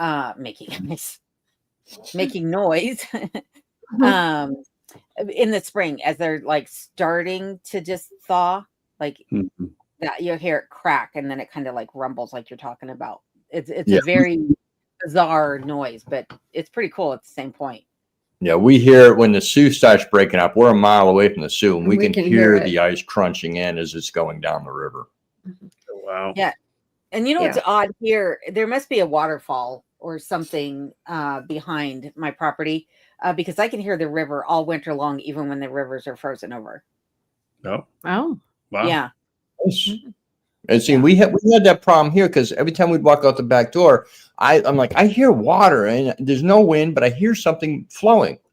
Right. And don't you know, I did find a creek coming down the back of the hill, and it comes down the hill and then disappears underground right by, about, I think it's about 250 yards behind the house. Well, this is pretty substantial amount of water. I don't think it's a spring or a creek or anything like that that I'm hearing. I think it's the river, but it's a lot of water I'm hearing. Pia Kaleeson is asking, do you help others come to Alaska? Yes, I guess, somewhat. We've got several friends that are actually in the process of trying to get moved to Alaska. Well, we got. Where is he tonight? Who is that? Mr. Scott? Belton. He was in earlier. Well, see, I didn't see him come through. Hey, Scott. Yeah. And Ashley. And Ashley, yeah. So I guess, yes, would be the question or the answer. And it's a good idea. That's where it's a kind of a good idea to get into these lives where they're more of an open forum where you can ask that sort of question, and you can ask specific questions about what is this like or that like when you're talking about that. I know Alone has done actual videos on that. Yeah. She's done good videos on that. Oh, well, thank you. As opposed to the bad ones. Right. I try not to do the bad ones every now and then, though. They just slip out. I can't help it. This is why I'm getting that box of coal that you mentioned earlier. Oh, yeah. Lee in Maine is asking a question. Adam and Phyllis, when do you guys plan on moving? Well, the story so far is that our house is going to go on the market in February. And after that, we're not sure. It's kind of depends on when the house sells. Yep. So I don't know. It could be in March. It could be next March. I don't know. Yeah. I'll just 2 days. It could be 2 days after you list it. right. Oh, don't even say that. That puts him into that panic gives me mode. butterflies just thinking about it. Maybe got the it. market will be such that you won't even have to list it. It'll just, talk to the realtor and it's like, I got a buyer. It could. We've already talked to the realtor, the same guy that we purchased the open land. He's going to sell our house. Good. So he's excited. Great. Susan Hobbins asked, how many on a panel have a TV set? We do. I think we all do. I don't. Alone does. Yeah. No, We I actually do watch YouTube, but no TV. I was gonna say honestly, well, our son bought me a TV for Christmas, and I'd say he used it far more than we did. Right. I think he bought himself a TV for Christmas. and In Yep. But yeah, honestly, if I didn't have a TV, I wouldn't notice. No. On occasion, we'll watch series like Game of Thrones or Dexter. we Yeah, currently something have like House going. Yeah, House, that sort of thing. But I just don't have time to think about it, really. Yeah. I'm not one for sitting down for very long. Like doing this live is okay because it's interactive, Right. but I don't relax very well. Like I do in the morning when I first get up and I have my cup of coffee. I really love that. But after that, I'm like, oh my God, I got to get up and do something. Right. Yeah. So I don't have a TV. That's me. but we watch a little. Wait, something. we do watch a little bit of TV at night. Well, after dinner and Sarah's done the cleanup, we'll usually go over and watch about 10 minutes and then we're passed out on the couch. Once in a while we can stay awake. I mean, we stayed awake through some segments of some series that we liked. Usually when we were Dexter watching Dexter, we would pretty stay much awake, keeps me and awake. Outlander, we'd stay awake. Outlander keeps If me you awake. fall asleep during Dexter, you're not feeling well. Yeah. I stayed awake. She would fall asleep. Dexter. Maybe twice in Dexter, but not much. No. It kept me up awake. Kevin Albrecht is asking, how much solar do you both have, and do you use lithium-ion batteries?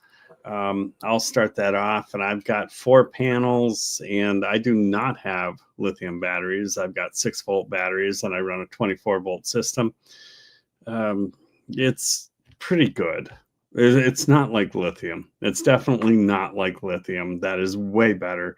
But at the time that we installed it, it was $7,000 out of pocket to install it, and they just gave you a pack of instructions. I'm like, are you serious right now? I have wired a lot of 12 volt. I have wired a lot of 120 or 230 volt, but I have never put them together. So it really took a moment for me to wrap my brain around how this happens. But Rob's system is quite a bit more advanced than ours. Yep. Our system, we don't have a lot of solar panels, but we're going to be adding to that. Currently, we have 6 335 watt panels on the side of the house. I have 2 515 watts waiting to be installed, and those are bifacial. We have an EG, we have a grow watt inverter, 3000 watt. We don't use a lot of power, so we don't need a huge inverter. And we have 2 EG4 LL 24 volt, 200 amp hour batteries. And we will be adding 2 more to that in the springtime. And we're actually adding 2 other lithium batteries over to the cabin here as soon as Adam gets his butt up here next. And that'll be a video. Right. Yeah. Susan Well, Hobbs.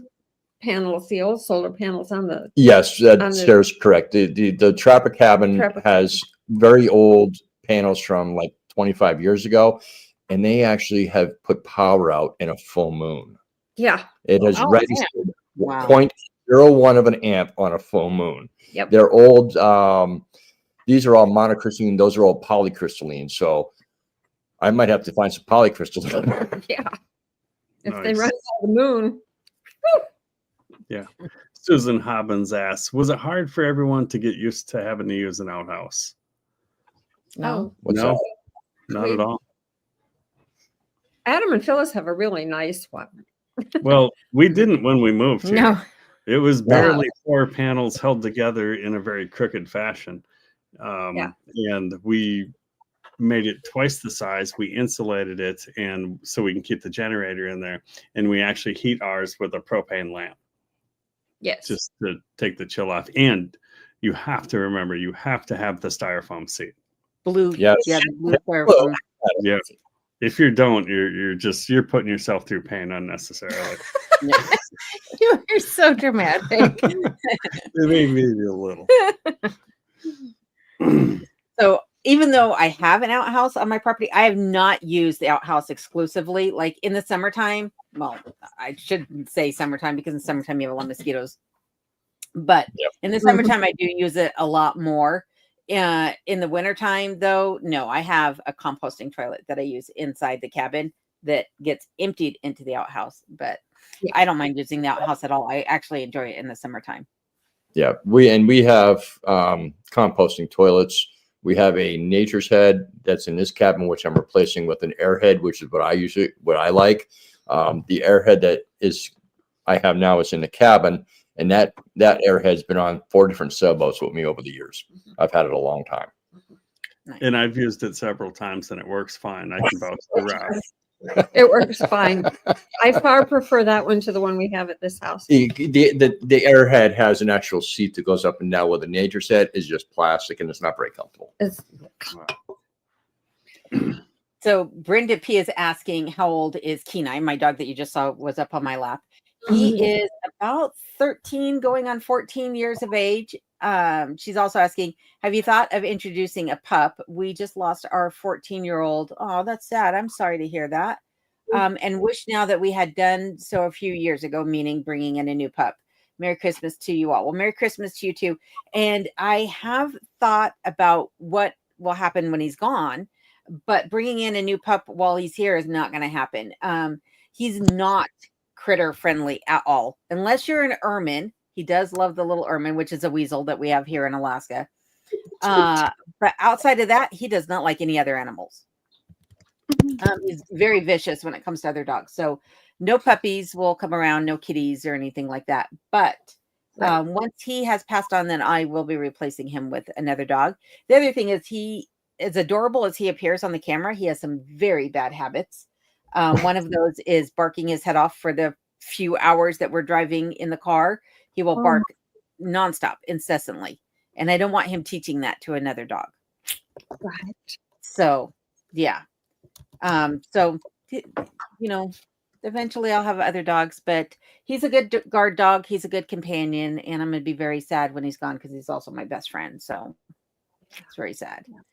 But I do want to bring up one other comment here that is not a question or anything, but I wanted to say, hey, to Mitchell's in Alaska. This is another great channel that you guys should check out if you have the opportunity to do so. So I just want to say hi to Tony and everybody, and welcome you guys for Christmas. Merry Christmas to you guys. And here's another question from Chris Wininiski, who I hope I pronounced that correctly. If not, my apologies. Who says, Merry Christmas to all. Chris from Maine. New since just before Thanksgiving. How did you bring your treasures from Colorado to your Alaska homestead? We'll watch channel from beginning soon. I came up on the ferry. I didn't want to come up through Canada because of Kenai, and also because I traveled up here with firearms. And at that time, the ferry was running across the Gulf of Alaska. They do shut down seasonally, but they also have shut down for the last year, maybe 2 years. because of funding. So, but I understand that they're working to get that reopened up for next year, but they don't put out that schedule till the end of February, beginning of March. So we won't know. But I did come up on the ferry, and then my son also came up on the ferry a second time with the rest of my stuff. So he came up with me to look at the property. I came up here by myself to bring up all my belongings and move into the cabin. And then he came up at a later date, about a year later, with the rest of my belongings on a U-Haul or in a U-Haul on the ferry. Wow. So Cool. And how did you guys get up here? Just for everyone's sake? Well, it's hard to believe, that they could have lack of funding, because we put my Super Duty in a fully overloaded 16-foot trailer, an RV, and an F-150 on the ferry, or the barge, actually, that brought it up. And that was $15,800 is what it cost to get that moved here. The reason that we went that route versus just driving here was that it was during COVID, and Canada was being very odd about who they would allow through the border. And you had to have a driver's license, a proof of a job, and an address. Well, that's impossible. I could probably get the job and the proof of a PO box, but I don't know how I could get everything else. So we chose to just put it on the barge and ship it up. And then we flew from Seattle to Anchorage, where we met friends and bought a vehicle. Yep. And we drove from Southwest Florida to Tacoma and basically did the same thing as Adam and Phyllis and shipped it up on the barge. They charged us around $4,800 because we have a very tall shell on the back of the truck. Had it been 2 inches lower, it would have been about $1,000 less. But because it had 2 inches, it costs us more. You know what? I should have just added more weight in it. Yeah. It's already riding. Yeah. And that's something to keep in mind too, though, if you're coming up on the ferry, is the clearance of your vehicle and the tides. There's no guarantee of where the tide's going to be when that ferry ports. And so if you have a high clearance vehicle, like a tall U-Haul, like my son was driving, you may not be able to get off that boat very clearly, but you have to figure out how you're going to get off of there, because they don't hold that ferry for anything. Oh. Yeah, so that's something else to keep in mind too, is how you're coming up. The big thing is the ferry isn't running all the way up here. Yeah, that's what I was saying. For the last 2 years, they have shut it down because of funding. It was actually 3 years, because that's how we were going to do it. And it wasn't running when we were going to come up. Oh, interesting, because it was running the year I came up. And we came up just like a month after you, and they stopped that's the issue, because they stop. Yeah, they stop in August, and then it shuts down for the winter months to do cross Gulf, and then they just didn't open it back up. We tried to book it for July, and they told us no, it wasn't running. Oh wow! Late July, early August. Yeah, that's because we had it booked. We were gonna, because of some of the stuff we had to bring up here, we were gonna drive 3 vehicles up and then ship a car with Phyllis and her friend Jen. But we ended up backing out and selling the car and doing it that way because we couldn't get through Canada. But we actually had it. I had it paid for, and I had to get a refund. Oh wow! Wow! Yikes! So my bet has a question for me regarding the conversation I said earlier about my grandmother being a nun. She did leave the convent. That's how my grandmother could be a nun. She left the convent. She met my grandfather. They got married, had children. Hence, I'm here. Okay. So yeah, she didn't. Well, we have. We're glad that all happened, because we like yeah. here. Yeah. So. Yeah. Thank you, Grandma, for leaving the convent. Right. Yeah. Skeletons in the closet, shall we say. Susan Hobbins is saying, is there people that are on the live Homestead, or that live on Homestead, that do not eat moose meat? I eat moose meat. I love moose meat. Yeah, I don't think there's any vegetarians on the panel right now. No. Sadly, I don't eat very much moose meat because we weren't successful hunting moose this year. Right. Otherwise, we'd all be eating more of it. But no, But if your question is, are there vegans up here? Most certainly. I wouldn't doubt that at all. I mean, it's just going to make your options a little tougher. Less. Yes. I mean, there are plenty of greens and stuff you can forage, berries, things like that. But here in Alaska, especially in the wintertime, you burn so many calories. You're going to be stuffing your face more than you're doing anything else because you're not going to get the calories you're going to need if you're a vegan or vegetarian. You need the high calories. You need the fat. Yes. And you're not going to be able to afford to buy fat produce like avocados because they're so expensive up here. I bought stuff to make guacamole one time.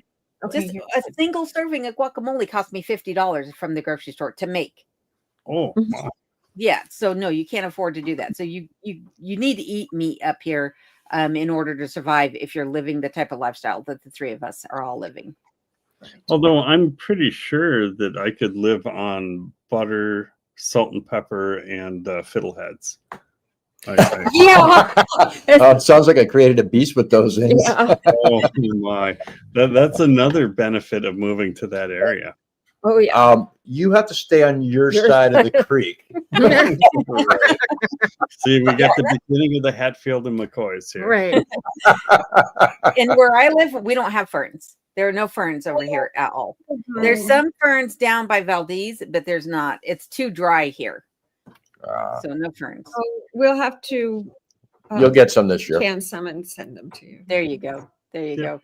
I'm not sure who this question is for about the howlers staying in line. That's Roz. We heard them last week, but we haven't seen them in a couple weeks. Right. No. We go down to Talkeetna. Well, in the wintertime, our friend Mary picks it up for us and drops it off to the train. She works for the train, so she just runs down, grabs it, and then hands it off to the guys at the depot. And they just toss it out. Well, we're there to get it. Yeah. Let me just answer. Susan Cover keeps asking the question. I've seen her pop up a couple times. She asked where Sarah's going in Pennsylvania. She's going into Philly, and then she's going to be going to State College. And Huntington. In Huntington, which is a small college town. Thank you. Mm-hmm. And we also want to say thank you to Susan Hobbins, who's been a member of at least one of our channels for the last month. So thank you, Susan, for that. We greatly appreciate that. Nice. And also, let's see here. I just lost my place. Sorry. Susan Hobbins also gave a super sticker of $2. So thank you very much again, Susan. We greatly appreciate it. Susan did that over on my channel, if I remember correctly. Nice. Bob Kopp, question: are any of you licensed amateur radio operators? I am not. Alone? No, I am not. I've looked into it, but I've not followed up on it. I'm studying. Yep, he's working on it. I'm working on mine. And Marguerite says, Alone, is there anything we can send to you from Wyoming you'd like to have and can't get up there? That is a question I get quite frequently, but Phyllis has a suggestion. Sage. Oh. Burning sage? The real sage that grows everywhere. Yeah. There you go. There you go. Yep. That's a good one. That. And 400 pounds of elk meat. And Yeah. that. 400. I want 600. Yeah. And the hay. We need some hay. Yeah. For all the miniature Highlanders we're going to have. Really? Look at that face. Merry Christmas. There you go. Stop it. You just messed up. Uh-oh. I'm so happy.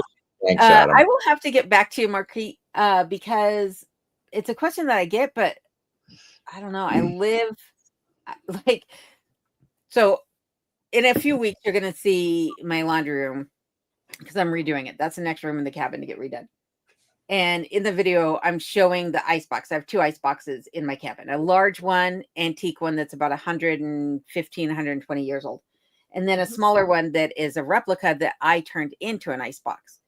And I live so minimally that the big ice box is empty all winter long because I don't have fresh produce. I keep my cream in the freezer. So I only pull out a pint at a time when I need it.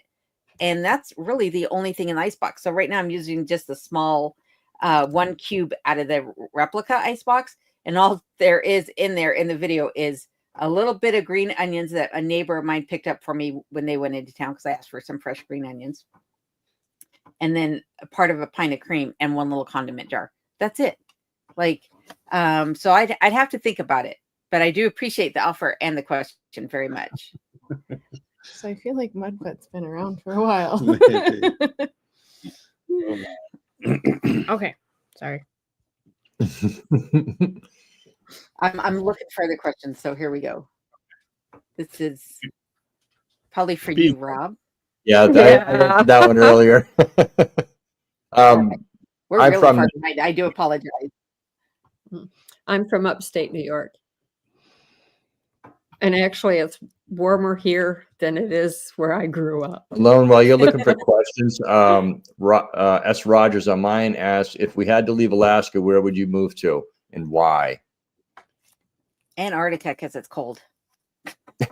Yeah. I'd probably go to Montana. I was gonna say Wyoming. Yeah. For me, I don't know where I'd have to leave him at. If I had a Wyoming. place to go, it'd be Australia.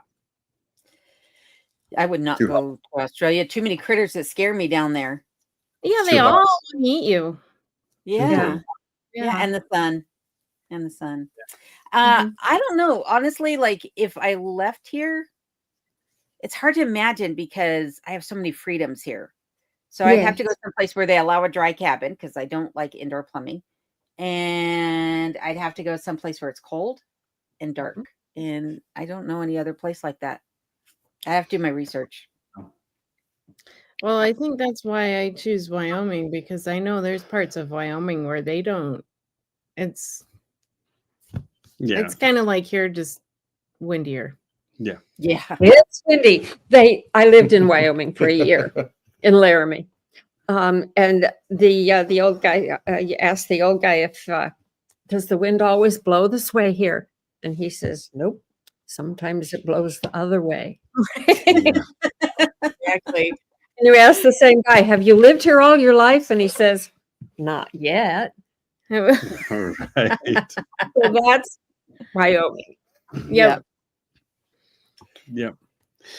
Kim I is asking or stating, gas is $2.39 a gallon here right now. How about you folks?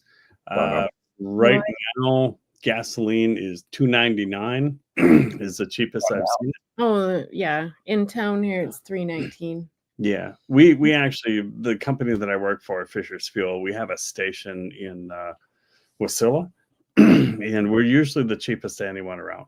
And gasoline is $2.99 a gallon there. What's it at Newman's? $3.19. Tell Sam to drop it down some so I can order fuel. Yeah. Well, after talking to him, I'm kind of wondering. I don't know. I don't want to take him off either, because I could just load my barrels at work and I could just drop them off there full. But then again, I'm using his services, so I'm not sure if that's unfriendly or not. I have to think on that. Gas here is generally about $1 more than it is in Wasilla or the Matsu Valley. Yeah. Why? But I haven't been anywhere, so I can't tell you what the current gas prices are. Yeah. Okay. We Wow. either. How about your fuel oil? My fuel oil, the last time, I just had the receipt. Hang on one second. The fuel oil actually went down. It was like $3.97 at the first fuel up, and this last one was $3.27 a gallon. That's a big drop. Yeah, Nice. so it was pretty significant. And then also it took about 154 gallons. Is this the most current receipt? No, this is not the most current receipt. So this is the first receipt. But I used less gas than I thought over the course of 5 weeks between fill-ups. So I was happy about that. But that was before the new oil burner too. So Yeah. so we'll see. Did you get a 731 or 732? I think it's a 32 because it's the charcoal gray one. Okay, it is. Yeah. Yeah, and it's the one that has the Wi-Fi. the smart appliance thing, whatever. Mm-hmm. Yeah. the bug in it. Yeah, there's a way to defeat that. Yeah, you were telling me that. Yeah. Bo is So- asking, what is your nationality? And I'm not sure if that's directed at all of us, but I'll start it. French and German. Phyllis? German, Swedish, Norwegian, and Native. Rob? I'm a mutt. I'm Portuguese, Native American, English, Scottish, Irish. Sarah? Well, my mother was DAR, but my grandmother on the other side understood German. So there's German and Native American in the far east. Because when my mother's family came, there was nobody to marry but the natives who lived there. So probably Iroquois of some sort. Mhm. German, just mutt mix. Yeah. Alone? Irish. Yeah, my heritage is Irish. Nice. Yep. And my bet is saying, Adam and Phyllis, what is the name of your channel? We are Alaska Cut the Cord. That's the electrical cord they're cutting. Yes, yes, Mhm. we certainly Yes. did. We used to use a lot of it. Mhm. Our monthly electric bill in Wisconsin used to be about $350 Wow. Ouch. all year round. Ouch. Yeah, and it's not, just totally because of we used a lot, because for a loan maybe that's not a big deal, but her Yeah, I was mill gonna rate say, is way wait, higher. what was the number? What was the number you just said? 350. And that was in Wisconsin? Yes, For how long? that was per month. Well, that is a lot. But yeah, when I was growing up, I think that was about what we were spending. And my dad worked for the electric company. And he Oh. always set off the power cords off of everything because he's like, I work here. How can I be paying that much? Right. Right. But yeah, the electricity here is equal to what I paid. Just electricity here is equal to what I paid in Colorado for electricity and gas. Oh, Wow. Yeah. Okay. Yeah. Marquette Haynes is asking, do any of you do winter gardening or greenhouses? Greenhouses, definitely. Winter gardening for us, no. No. I planted 3 little pots of lettuce yesterday. Does that count? When I get a chance to put in a large greenhouse, I intend to make it or build it so it has a rocket mass heater or 2 inside, so we can heat it that way, so we can start early and end early. But it won't be like Or end late, sorry. Start early and end late. Yeah. And I plan on building a greenhouse this coming summer, a proper greenhouse this summer. Fingers crossed. And when I do it, I'd like to build it so that it's a zone +4 a greenhouse, so that it'll increase the grow season by 4 zones. So right where I'm at is a zone 2A. So that should get me then to hopefully a 6, but that's probably just in the peak of summer. It definitely would be a 6 come the cold months. Okay. Yeah. Don't cry. She wants her food. 6, isn't it? And then my bet is asking you, Rob and Sarah, what is your channel name? Curmudgeon, Alaska. CURMUDGINN. Somebody will post the link. Somebody will post it. Mhm. So Bo actually has a clarification to the question he just asked. Okay. Bo said, I asked what your nationality is, but it's sent too soon. And I was going to ask if you grew up with traditions passed down from your ancestors. No, not me. No. Yes and no. Yeah. My grandparents, my grandfather was, from the island of Madeira, Portuguese holding, and I learned a lot of the traditional stuff from him. The baking, the wine making, things like that. But other than that, no. No, not for me. Moving to Alaska, I think we've gained more traditions that we would call, even doing this live on Christmas Eve. Yep. This is an awesome tradition. I love it. I'm with people that I want to be around, that I'd like to be around, and it's really cool. It actually means a lot to us. Yes, definitely. So, I in the agree. YouTube. Oh, sorry. Oh, sorry. He just asked is everybody getting ready for an awesome Christmas? Sorry, I forgot I had a question up on the screen. Yep.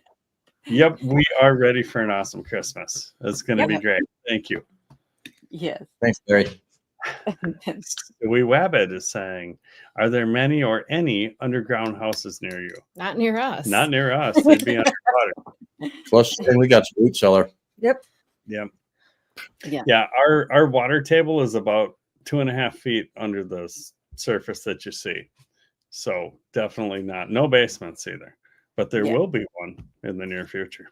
Yeah. Now I have a basement, a cellar on my property, but I don't know how common cellars or basements are in Alaska. But I also sit up at about 1,200 feet, so I'm pretty high up. And the water table here is hundreds of feet below me. Oh, So Earlier, somebody asked how our puppy was doing, and we never got to answer it. And this is how she's doing. There it is right there. Just come up. How's everybody's pets doing? This is the baby. She wrings her neck. Yeah.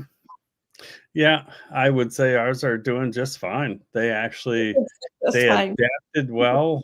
And the biggest fear that I had was my German Shepherds, because they can be aggressive. They're not necessarily friendly around other animals. And I was worried what they would do around moose, because moose will just stomp them into the yard. And they won't go near a moose. They won't even get off the porch if there's a moose in the yard.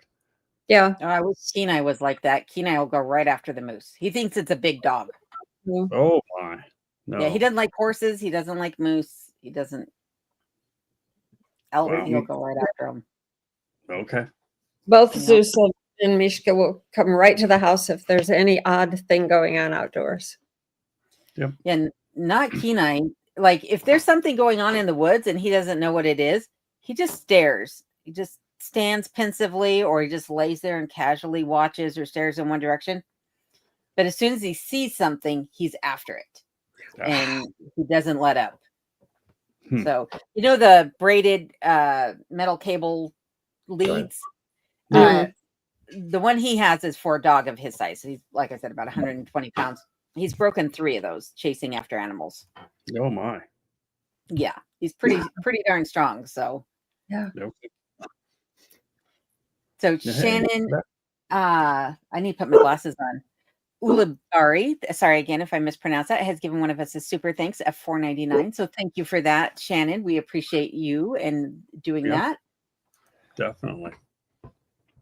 Adventures from Stormy Acres asks, have any of you ever heard of Sheldon Chalet or anything about it? I have not.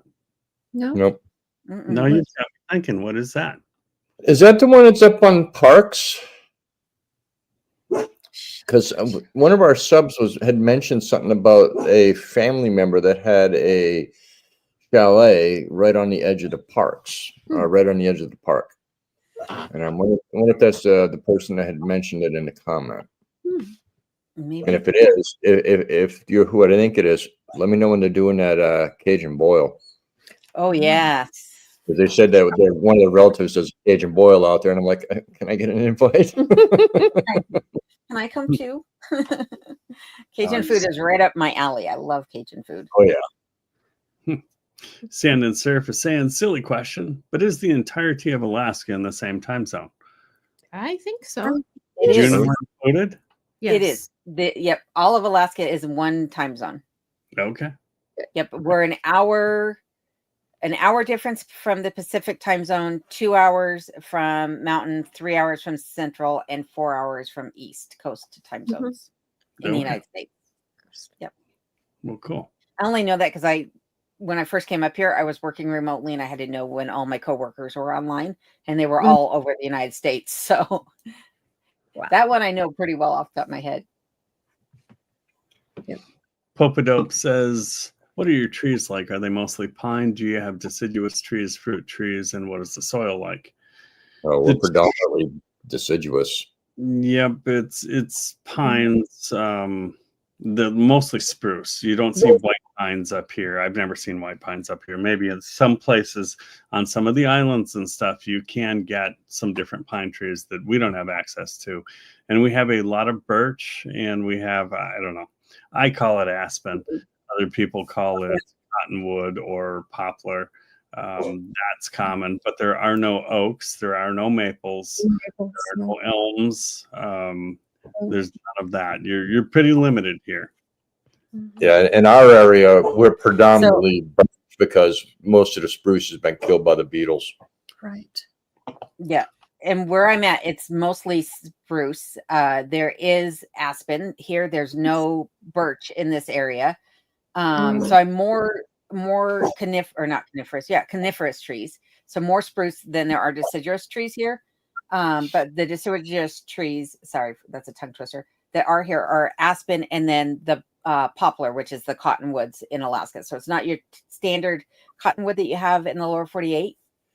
And then the soil here, like I mentioned earlier, it's very dry and it's very rocky here. We're a bit on the rocky side. Yeah, we got about 6 inches of topsoil, about a foot of clay. Then you go to what I call cobble. It's sand and big stones, or small stones and big stones. And then also in the area where I live, and I don't know about where you guys are at, but permafrost is present here as well. Yeah. And then, this is not to say that all areas of Alaska are like this. If you get into the Palmer area, or where they have a lot of farms, actually. Yes. And they have like industrial farms.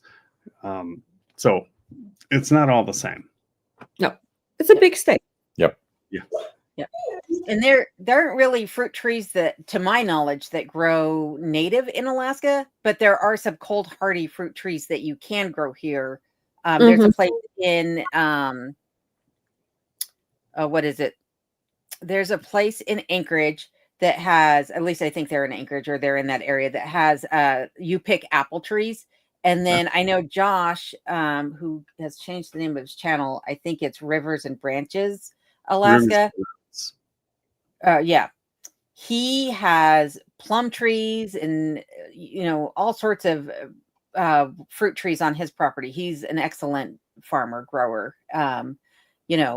He has a green thumb for sure. So, yeah.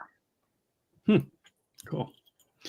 John Semra says, love you four guys doing this, but tell everyone about Sean, Alaska tomorrow, okay? And we can do that. Does John have a live? Yeah, he's having a live tomorrow. Is he? Sean, if you're still in here, drop a link. I think you are a moderator on my channel, Sean. If you're still in here. Lord, is he here? Sorry, I know we're way behind on questions, everyone. So we are trying to find them. And let's see here. Ed has something to say about the Sheldon Chalet. At Adventures from Stormy Acres, there's a website to make reservations. The helicopter service that I use to get to my home is the same one that supplies the Sheldon Chalet. So if it's a helicopter service, it's definitely not on the road system. On the road system. No. I would like to find out where it is. That's pretty cool. Ward Adams is saying, Adam, do you live near Rob and Sarah? Almost. Not yet. That's a complicated question. Currently, we are about an hour's drive and a 20-minute train ride away. And then sometimes a 10-minute four-wheeler ride. But where we purchase land, we'll end up being about a half a mile away from Rob and Sarah. Yep, we are on our way. Yeehaw. Myrtle is asking question, what hobbies do you have in the winter? Alone. Start with you this time. Mainly my hobbies in the winter are working on the cabin. Someone had made a comment on my channel not too long ago that the cabin seems to own me, that's all I ever do is cabin. But that's because I bought this property specifically as a hobby. Like my hobby was to buy an old cabin, renovate it, and turn it into what I wanted. So yeah, that's my hobby. Rob and Sarah? Well, right now we're still working on this place. We're working towards me getting a studio, and I'm going to make paper in summer because it's a messy job. And I'll write silly poetry or a little haiku and make books. There's a lot that the woman can do. Trust me. Yeah. She just got a little watercolor. to do it. Yeah. And I don't force her to work. I tell her, go take a break, go do something. And she just sits there and helps me. But I do wood turning, I do woodwork, I do a little prospecting, even in the wintertime. Yeah. Yep. And I don't know, I can't speak for you, but for me anyway, I enjoy building things. And that's, and you know, on top of that, there's hunting and fishing, of course. What I used to enjoy building, I can't do anymore because of where I am here in Alaska. So I kind of have changed it up. And that's partly why we bought this property. We are going to build our own house. We're going to build everything on that property. Mhm.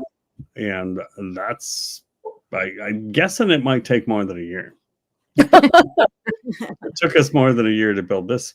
What's here, where we're at now, all there was here was this cabin, I guess I'll call it, and a very rickety outhouse. And now quite a bit of stuff here, from chicken coop to greenhouse to shop to lean-to. Yep. So, what about you, Phyllis? But I don't have hobbies. Her hobby is picking up the electrical mess that I clean after I wire. Yes. to be fair to yourself, you've been working, so you're really only having a certain amount of time every day to work. That's why it's taking so long to do. Yeah. This is true. I mean, but in reality, you know, you look at like the woodshed, that actually took us 1 week to build that. Right. And the next one that we build is going to be 3 times that size. Yes. So it'll take 2.5 weeks. But and that was with working 50 hours a week. So it should go better. Susan Hobbins is saying, question, is it cheaper to purchase your tools and snow vehicles from the lower 48 than in Alaska? That depends.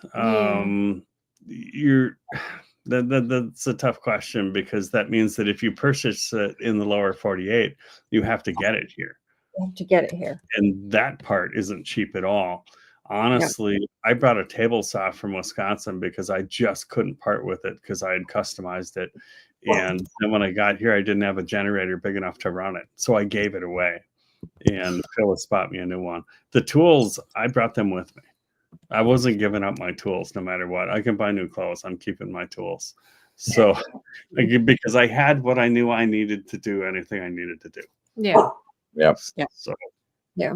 I don't know. I'd probably, if you have them and you've got several thousands of dollars worth, I'd bring them with you, because you're going to get pennies on the dollar for them if you sell them. Right. Sure. And that was my mistake. Yeah. I sold a lot of my tools that I use for working on boats, a lot of my mechanic tools. It all got sold because, I'll just buy them up there. But you know what? I should have brought them with me. Should have brought him. Yep. Had we had a little more sense, we would have kept, he had a work trailer. And we would have filled that thing full of stuff and dragged it up here and been done with it. Yep. I would have even brought a couple of pieces of furniture. She would have brought a lot more if I would have allowed her. Oh, well, that too. Okay, this is a more difficult one. KT, Adam, once you move to your new cabin, do you tend to keep jobs in town? Is that even possible? We're gonna cross that bridge when we get there. I think we'll figure it out. Yeah. Well, I mean, I intend to keep working because that's what I do. And I've bought a lot of toys and stuff in my life. So I haven't put away the savings like I should have. And then I go and buy property and buy stuff like that. So I will keep working. We'll figure that one out. Dixie Pettinger is saying, how much will you be selling your place for? What I'm guessing we're going to put a price tag on it for is about $200,000. What do you want? It's the benefits of it are, especially if it's a once in a while to go to kind of place, is it is, and you may like this or not like this, but it's really close to the airport. Right. If you don't like airplanes and don't want to fly, then it's probably a bad place. But if you have an airplane and need a place close to the airport, it's perfect. Little airport, not an international airport. Little airport. Yeah, there's no Boeing 757s. They're bush planes is what take off here. And the property is set up for full-time living. Yeah, it is. 100%. Yep. So. Yep. And Janet Harris is asking, are the window blinds blocking the sunlight out, Sarah? I have trouble sleeping if it's She's talking about in the summertime. Yeah. Yes. They're black curtains and they're lined. They're quite flat, so they're kind of padded. They And work very well. they for work what quite what well. for. They really work quite well. And for downstairs, we bought kind of things from Home Depot, and they have an insulative quality as well. So we use those in winter to keep the place a little less drafty because the windows themselves are crummy. But we don't worry about the sun except in the bedroom upstairs. In the What wind. we found that works the very best for blocking out sunlight if you don't want sunlight, which I cannot sleep if the lights are on, is we put tin foil over the windows. Oh, Yeah, we tinfoil the windows, and there's absolutely zero light that comes in the bedroom. really? Yeah. You have But no I- idea if it's 2 in the morning or 8. Yeah, I would have to change it out every morning. Yeah, because you want to see how. I have to see out. Yeah, and for me, I don't mind sleeping with the lights on. Like it's no different than taking a nap in the middle of the day. Is how I look at it. Mhm, I can do If, that. if the light bothers me, I just do this. Yep. Yep. Yeah. So, Yep. hey, Fuzzy Forks, haven't seen you in a while. Hope you're doing good. Fuzzy says, do most folks in Alaska use cast iron for most of their cooking, even though it is heavy? I do. That is my preferred cookware is cast iron or enameled cast iron. Yep. And we do too. It's probably 90% of our cooking is done in cast iron.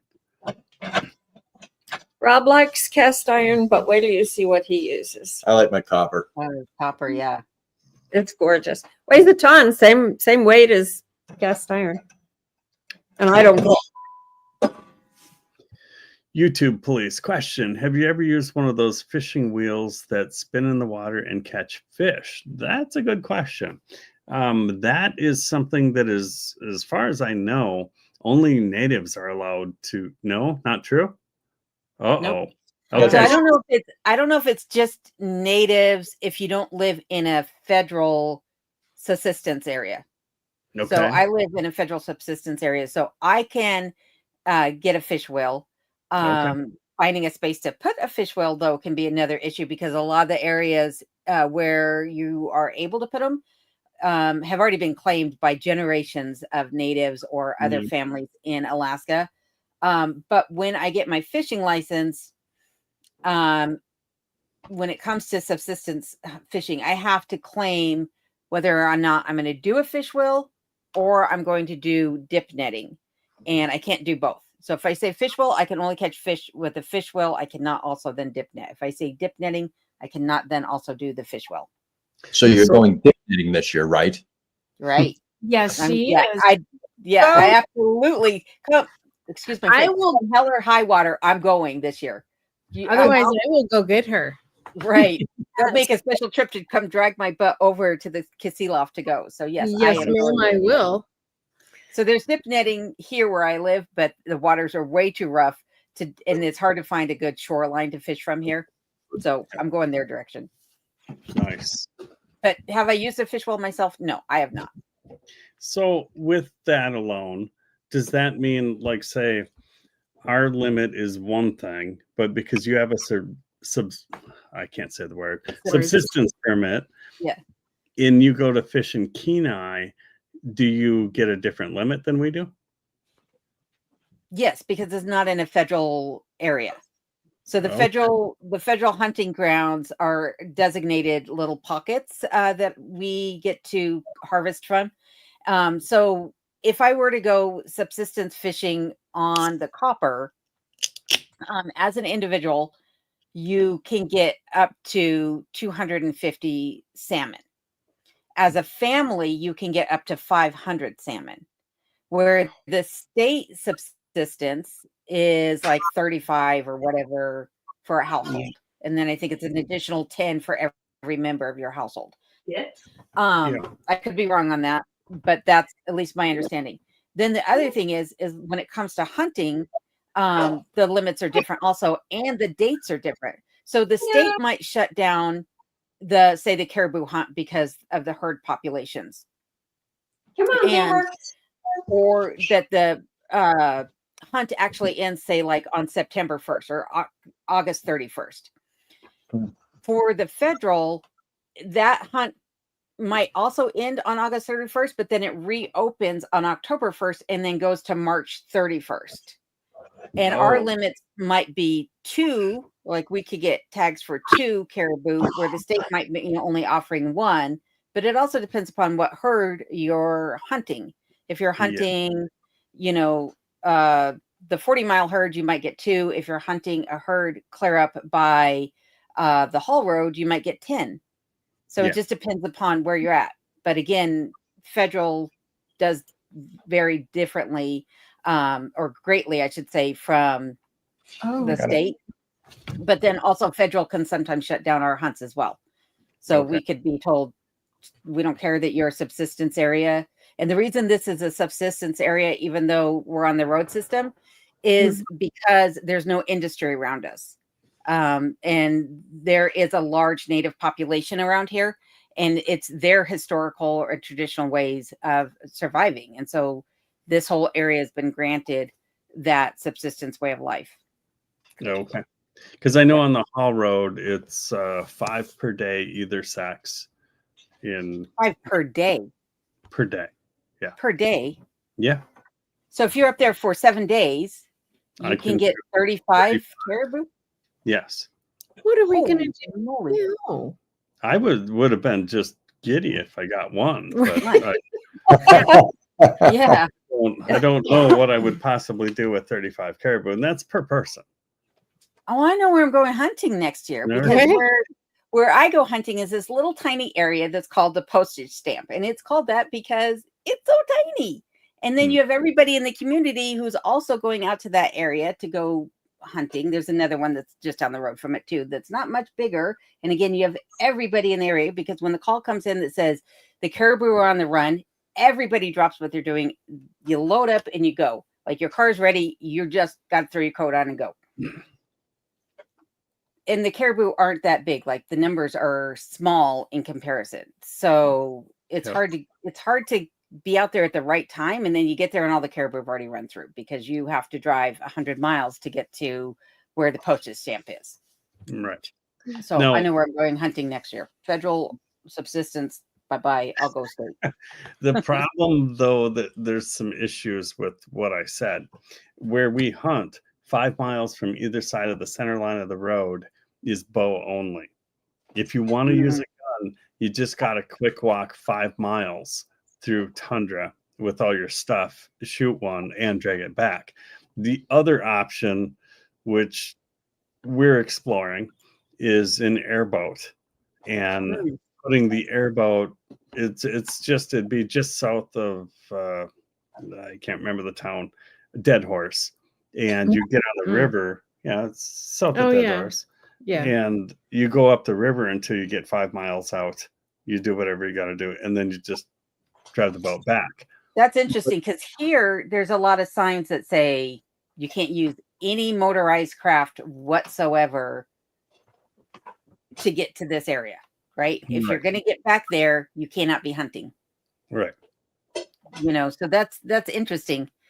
But this you can, but only on the river. Yes. There's no ATVs. There's no horses. There's no anything.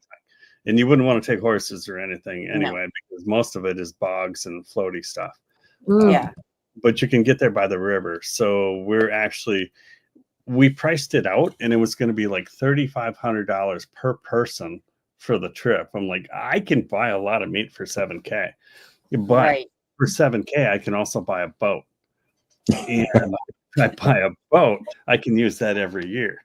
So, yeah, it's an idea that's being tossed around.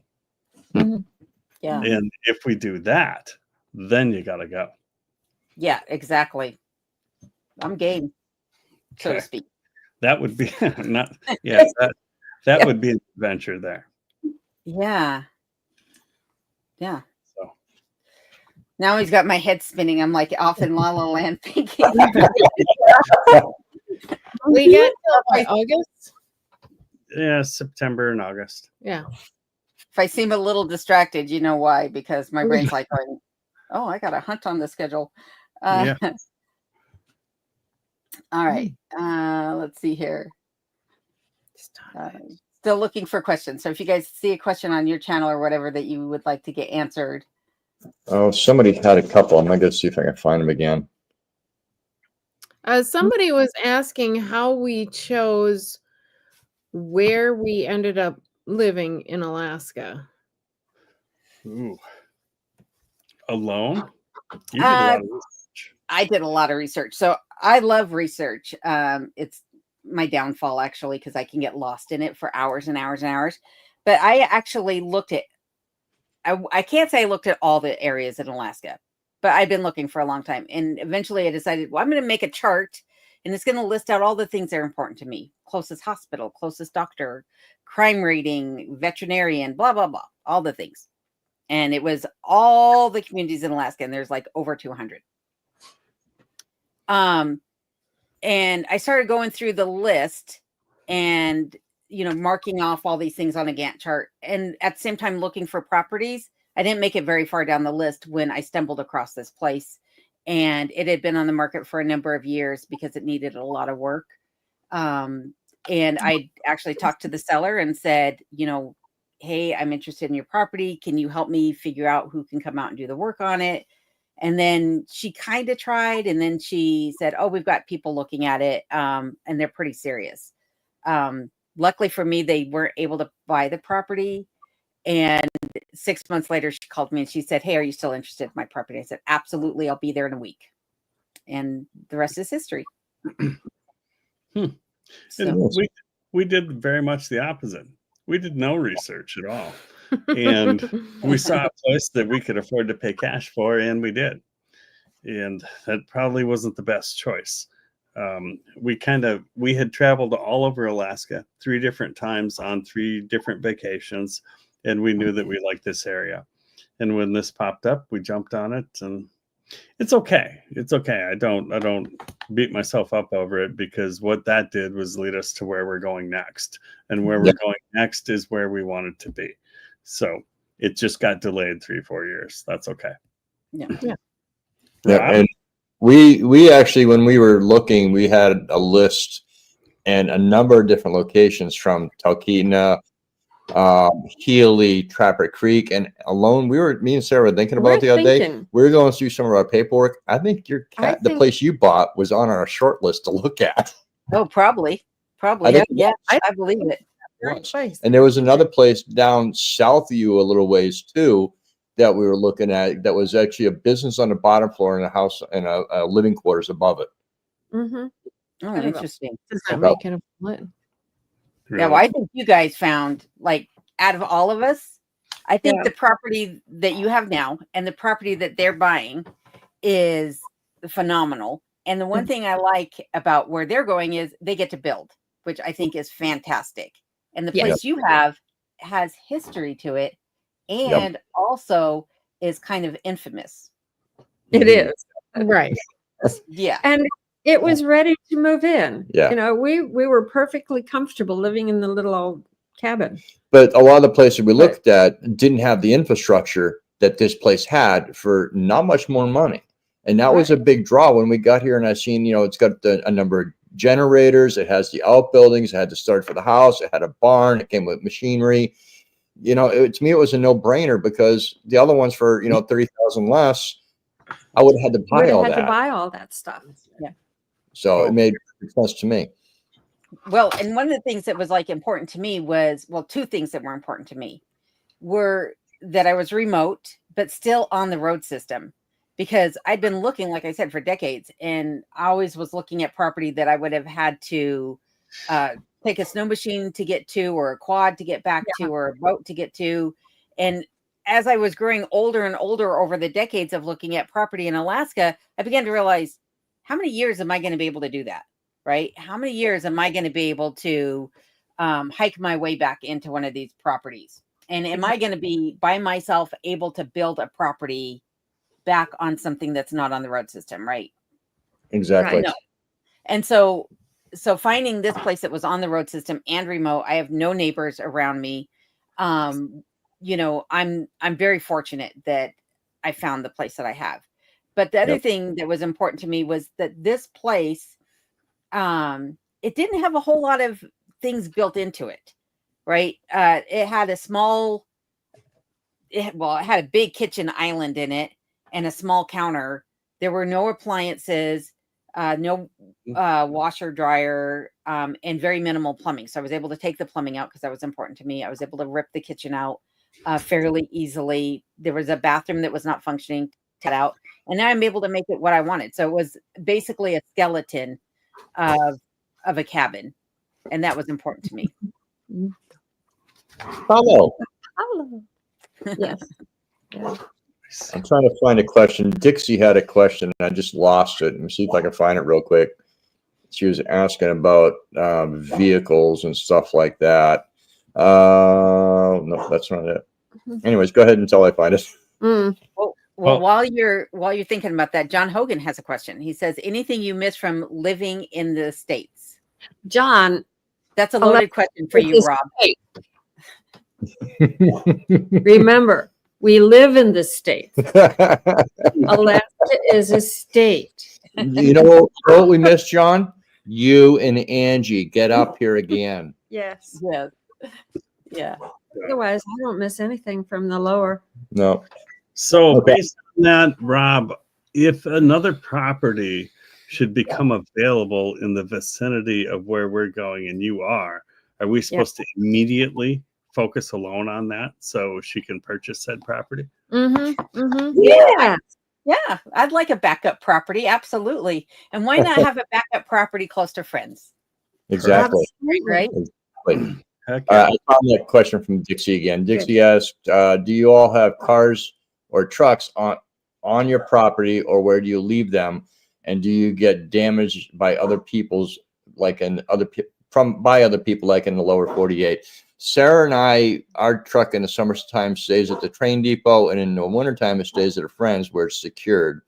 And unfortunately, those kind of things do happen up here occasionally. Last year, in the Chase parking lot, there was a rash of catalytic converters being stolen out of vehicles. Other than that, until Keaton, there's not a whole lot of crime. Yeah. No.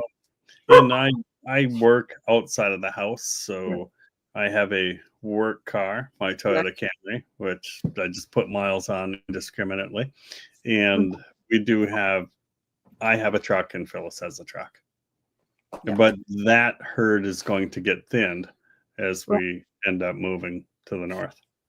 You guys will probably need 2 vehicles in town, but you can leave them at the train station all summer. Yep. It's very safe because people are right there. Yep. Mm-hmm. Yeah. And here, I mean, I don't work from home. I don't work outside of the home. So my 2 vehicles stay here all the time. I'm rarely on the road. But I will tell you that in this area and along the Glen Highway, along the highways, I should say, along the Richardson and along the Glen Highway, if your car breaks down or you wreck your car or you abandon your car for whatever reason, because you run out of gas or what have you, your car will be broken into. Your car will be absolutely destroyed. Not only will they break into it and take whatever they want out of it, they'll bash it in, they'll break all the windows, they'll slash the tires, they'll probably strip the tires off of it. Your car will be destroyed. There won't be anything left of your vehicle to claim. And that happens on the Parks Highway all the time. I see it between us and Adam and Phyllis on a regular basis during the summertime and the wintertime. Yeah. Yep. Does happen. Yep. They'll spray paint it. They'll literally destroy it. Yep. YouTube police is saying, is that like the paddle boat at Raised in Alaska? Yep. Sorry, that must have been an inside conversation. Okay. Don't know. Let's see here. I'm looking for more questions here. Devil Dog Prepper is out there. Please smash that like button if you haven't done so. Thank you for that, Devil Dog. It helps us and it helps you also, guys, because it helps YouTube tell you like this, and then they'll recommend some of our fellow channels that you see here in the chat also. And it just generally helps you feel better because you like something today. Yeah, there you go. Popadope is saying, are there outlaws, criminals? Do you have problems of theft or property crimes? That's a good question. We just kind of covered some of that. And yes, there are. Mhm. But at the same time, when I moved here, one of the head people from the borough said, "So just so you know, living back here, the cops aren't coming." And I said, "That's fine. I got it covered myself." And we also have 2 German Shepherds and a fairly lazy husky. But so it's, yeah, is it possible? Yes. But I guess you are kind of on your own out here a little bit. Mhm. Yeah. Yeah, And we only had one incident, and Rob would be able to tell it better, but he's outdoors with a pup. Oh, he's going to come. But we have the train and the Tundra truck. We have a delivery system that is affiliated with the train, and they deliver our gas and oil barrels. And they drop them off at the tracks. They're wanting to know about crime.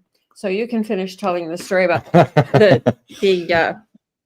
We the had gas. one issue with Early crime on. here. It was our first winter here. Midwinter, we had a fuel delivery along with a bunch of plywood for this house here. Mhm. And I went down to the tracks. I saw it there, and I went back to the house to grab the trailer to start pulling things back. And I got about 100 yards from our spot, and there was 2 snow machines, and it looked like they were going winter camping because you could see the tent, you could see the wood stove strapped to the back of a trailer, and a bunch of other stuff, and they were siphoning fuel. And obviously, they don't know how to read, because right on the side of the tank it says H1 heating fuel, and they put that in their snow machines. So I was giggling. I sat there letting them do it, and one guy topped his tank off. The next guy pulled up, topped it, started putting it in his, and then I fired up the Tundra again because my Tundra is rather quiet. And I came flying in like a bat out of hell, and they took off, went about half mile down the tracks, and jumped onto the river. Well, I said, well, I'm just going to bring my fuel back, brought my fuel back. They left their hose, they left the gas cap, and I brought it back. When I got done taking all the fuel back up there, I drove down a little ways on the side of the tracks where we could legally ride. It's hard, but you can do it. I walked over to the river, and you could smell where they dumped all their oil or their diesel and gas that they put into their tanks onto the ice. And Which left. is nasty. And I went back home, and I made a big post on Facebook to tell Keaton a community page about it. And everybody was laughing at them. You know, they had to have been from either out of state or Anchorage to do something like that. Yeah. And that's the only crime we've ever had up here. Yep. yeah. So here, there's not a whole lot of crime. That was one of the other things that attracted me to this area. That one of the things I had on my Gantt chart was the FBI crime rating. And it goes from like 0 to 100, 100 being it's horrible, 0 being, it's very low crime rating. And I always joke that this had a negative crime rating because your neighbors steal your stuff, fix it, and bring it back to you in better condition than they stole it from you. But we also have Bush Justice out here. Yeah. And there's something called the Cordova Express. So if you piss somebody off bad enough, there's a chance that you might wind up in the Cordova Express, which means they'll never find your body. Right. Yeah. It's Alaska's version of the train station. That takes you right out to the ocean to feed the fishies. Most definitely. All right. The Stone Wind is saying, do you have access to satellite radio Sirius? I would think so. I would certainly think so. Our Starlinks work off satellites, so I don't see why we wouldn't, but I don't actually use it, so I'm not sure. So when I first got here, I just purchased my vehicle before coming to Alaska, and it had Sirius radio on it, and it does not work everywhere in Alaska. Okay. Oh. Yep. Okay. Yep. You will get signal loss for sure. Maybe it does now or did they run off different satellites? I have no idea. But speaking of satellites, I have my little Garmin InReach. I think you have a Garmin InReach as well, the little Garmin Mini.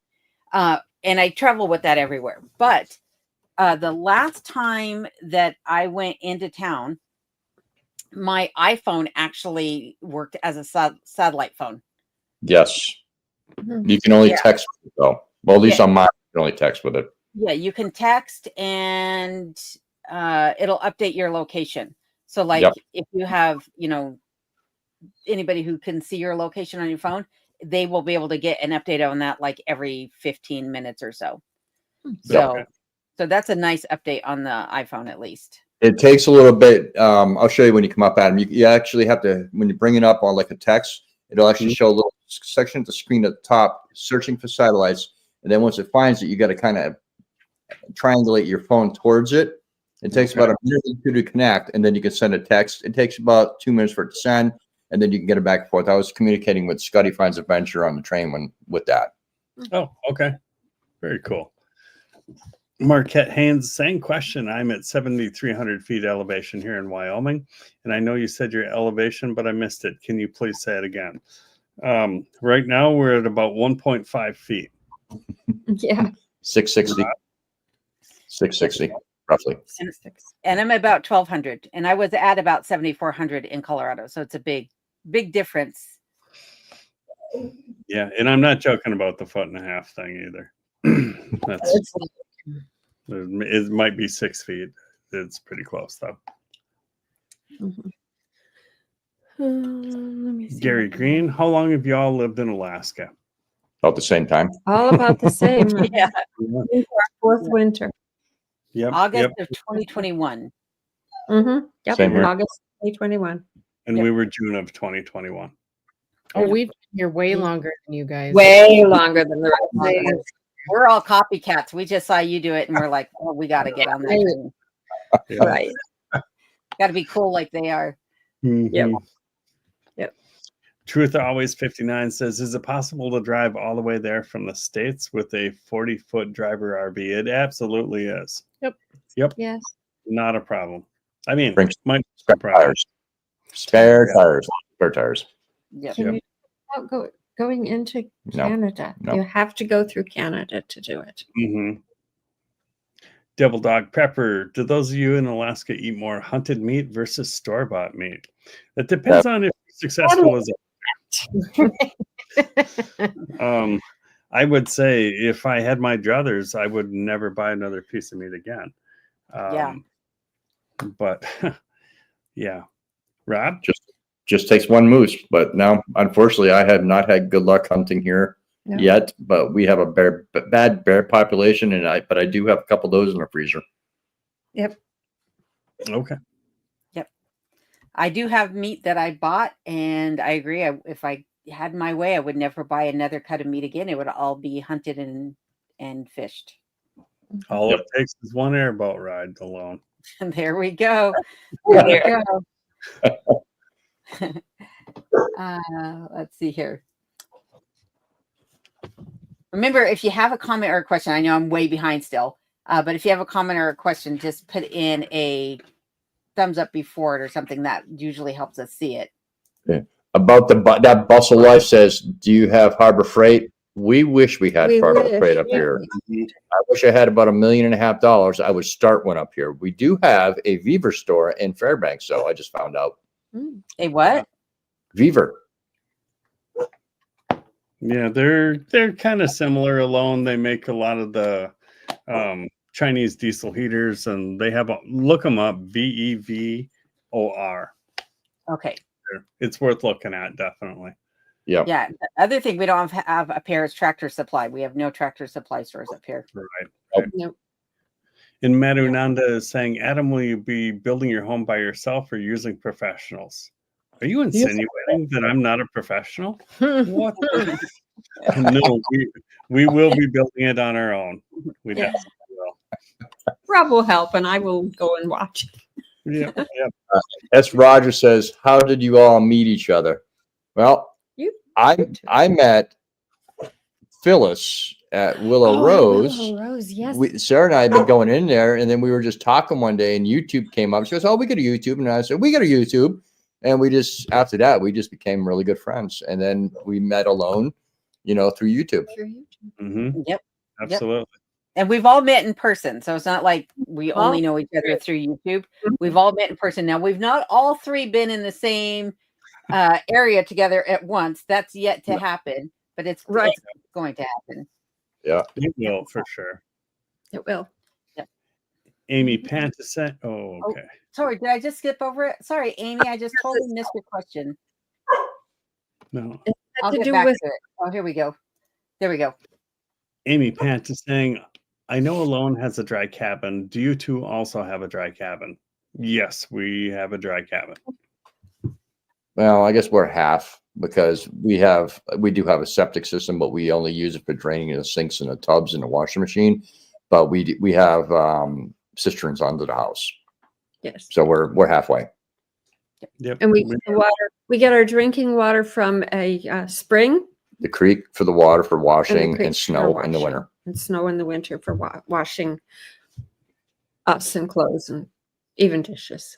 It's pretty. Yep. It's pretty filtered. And Colette McCoy is saying, "Did you get a moose?" No. Nope. No moose. No mooses. Can you do the upside down, the thumbs down? No, I guess it doesn't show up. No, look. Oh, it didn't do anything. It didn't do Oh, there it went. No, we didn't get lucky this year. Sorry. Oh, Look at that. Very cool. moose. Maybe next year.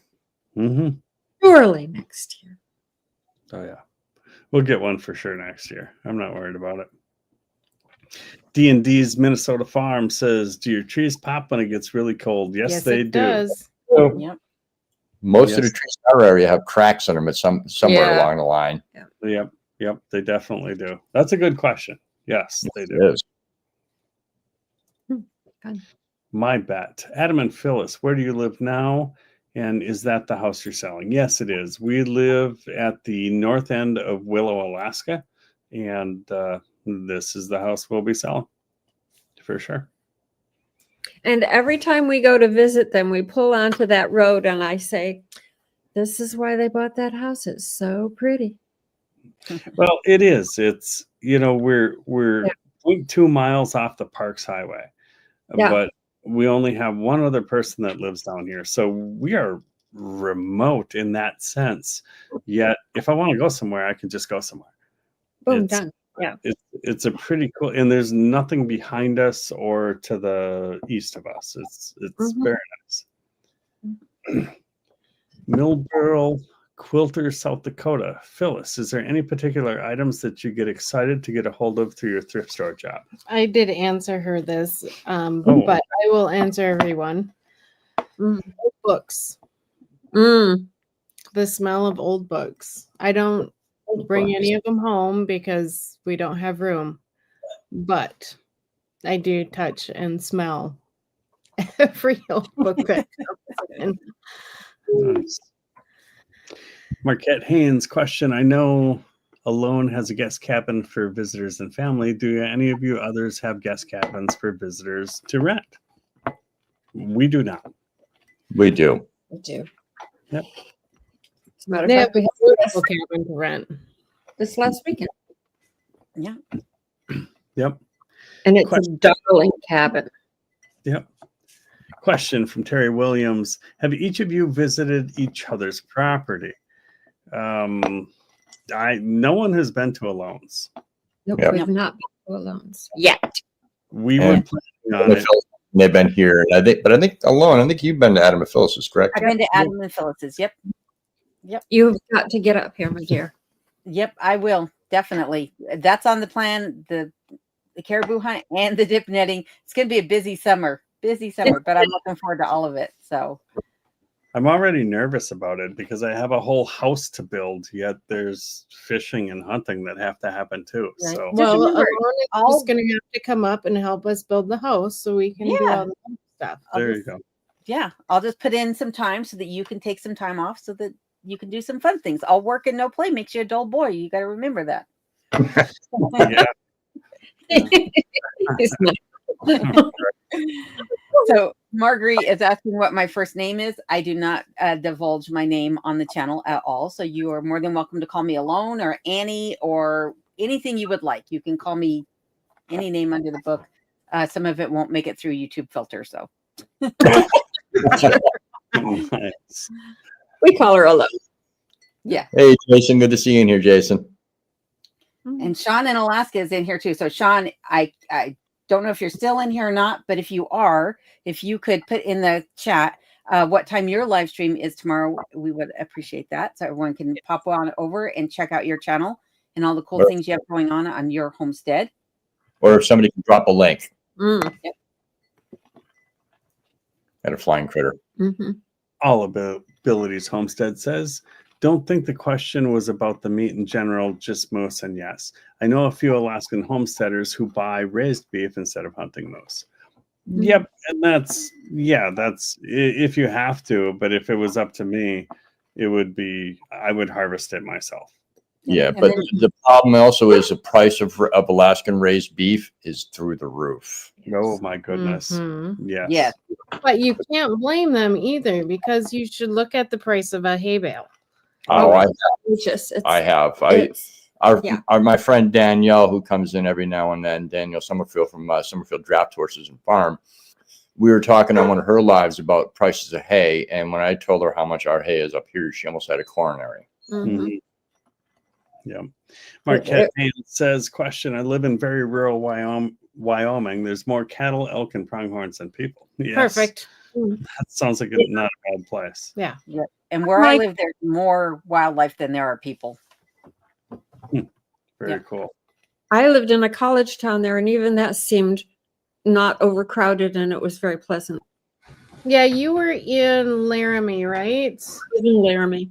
Laramie it's a sweet little town. It is. It was pretty darn charming. I don't like driving I-80 in the winter. That's the only thing. I don't like driving I-80 any time of the year through Wyoming. The winds are so bad. Yeah. When I went in to take a final exam in June, my mother and my cousin had come through, and they took my daughter with them and went over I-80, and they got into whatever step going east. They were going home. And when I went in to take my final, it was like 60 degrees. When I came out, it was snowing and the road was closed. So there we are. Yeah. So I put this question back up. We did answer this one earlier.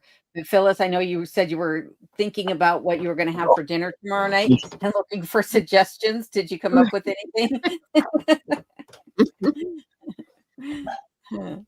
Wow. Well, we're having ham. I don't think she did. I got nothing. This isn't a question, but it's just they are being funny. My 9th great grandfather was the last person to be hung at the Salem witch trials. Oh my. I don't know if that's bragging rights or not. I don't know. Yep. This one's for you, Adam. Quilter, South Dakota, saying, if Adam and Phyllis are building a new house, how do you do it with such expensive plywood? We'll be using very little of it. Yeah, I was gonna say I don't know that we will have plywood. Yeah. And there were times even in Wisconsin where lumber prices got to be just ridiculous. Mm-hmm. And what they would build with is what they used to build with is 1-inch boards. So instead of covering everything with this pre-made plywood, you just use boards, and that's mostly what we'll be using. And the only part that's really going to kill us is I want a basement. I'm weird. I come from Wisconsin. Everybody has basements, and I want a basement. And up there, I can actually have one. So the problem is they don't make a pumper truck that is 13 miles long to get concrete to me. So I am going to build a wooden basement. And I know people get up in arms about that, but there have been wooden basements that have lasted for over 100 years. So we are going to build one. We're not going to live for another 100 years. So yeah, it's only got to last like 30 years for me. Phyllis might last a few years longer, but I have something to add for that for you, Adam. When I was talking with Daryl, I was telling you about those concrete things I showed you the picture of. Oh yeah.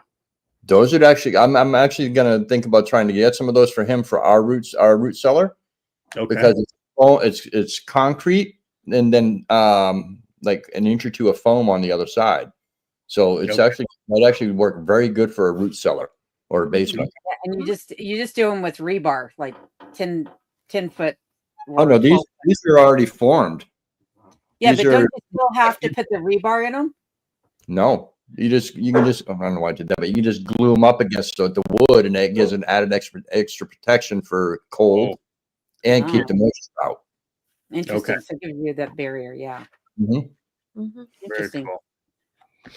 Wow, this one's for alone. It is. So any Sasquatch encounters yet, or from amongst all of us? I can't say that I've actually seen a Sasquatch, but I have heard that he's on my channel. But it wouldn't surprise me actually if there's a Sasquatch out there. There's definitely some strange things in Alaska for sure. I've definitely seen strange things here that I've never seen anywhere else. And your Yeah. backyard is darned massive. Yeah, my backyard is darn massive, and so if something's out there, it's got a lot of places to hide. That's for sure, and And not very much competition. right. Yeah. Yep. And I haven't seen anything, and I've done a couple of fly-in hunts and traveled all over the state, and I have not seen a Sasquatch. That does not mean I don't believe, or I mean, if I saw one, I saw one, but I haven't yet. I know. I very seldom go off our own like neighborhood. She doesn't venture out much without me. No, But he frowns on it for one thing. But well, with the bears beyond, yeah, it's we either haven't. bears or wolves or moose. Yeah, we haven't Yeah. seen or heard a Squatch yet, but there have been rumors in our area. Yes. Dog. He's hoping. He's not. Blake T, do people have cats in Alaska? Do people Yeah. not have cats? Oh, in not Alaska? have cats. Oh, They have have cats. And Yeah. one cats used to live in the cabin, the We rent out. original cabin that we rent out. Nancy kept them for little rodent type control. yeah. And I promised Phyllis years ago that I would get her a baby lynx. So That's on my list. That's yeah, lovely. so baby lynx is on the menu. Not to eat, but to I was gonna say, and this girl does not have a cat, and I don't know that I'll ever have a cat. I but had, you have an ermine, which is one. yeah, I have an ermine, which is They are awesome. lovely little. Yeah, and I could have the ermine in the house technically because it's a weasel. A lot of people keep ferrets as a pet, it's similar but not the same. But if you missed the beginning of the live stream, my day started off with a shrew, which is this little teeny tiny. He's like literally the size of the first knuckle of my thumb here.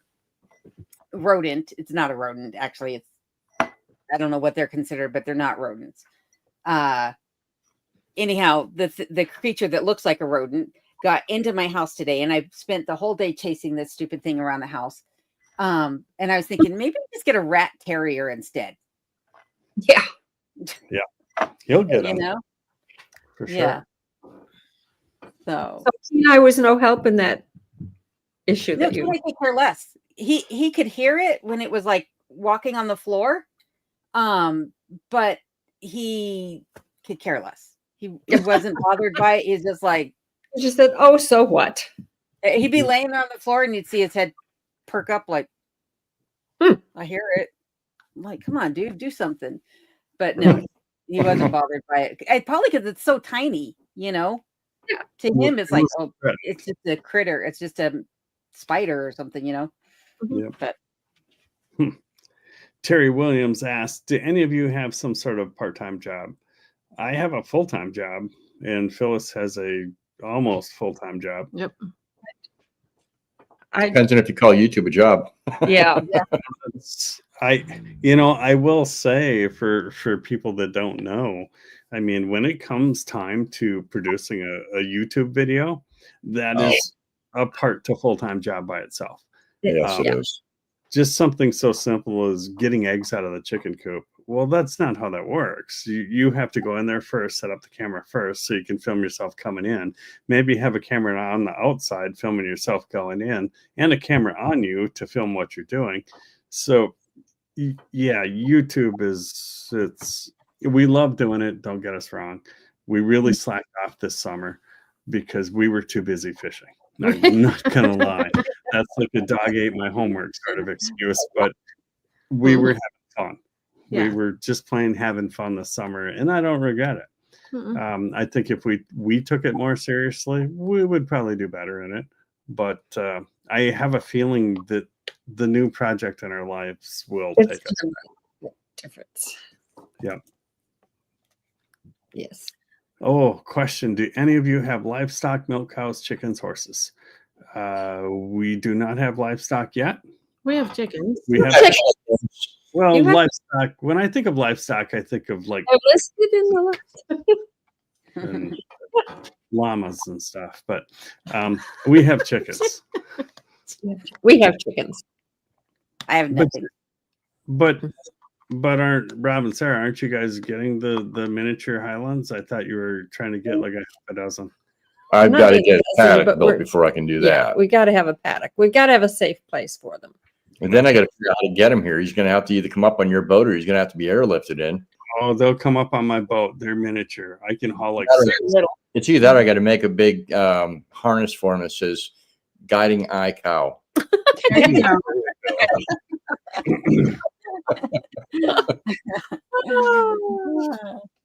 Kevin Albrecht is asking, Adam and Phyllis, will both of you be working once you move to the new property? I will be.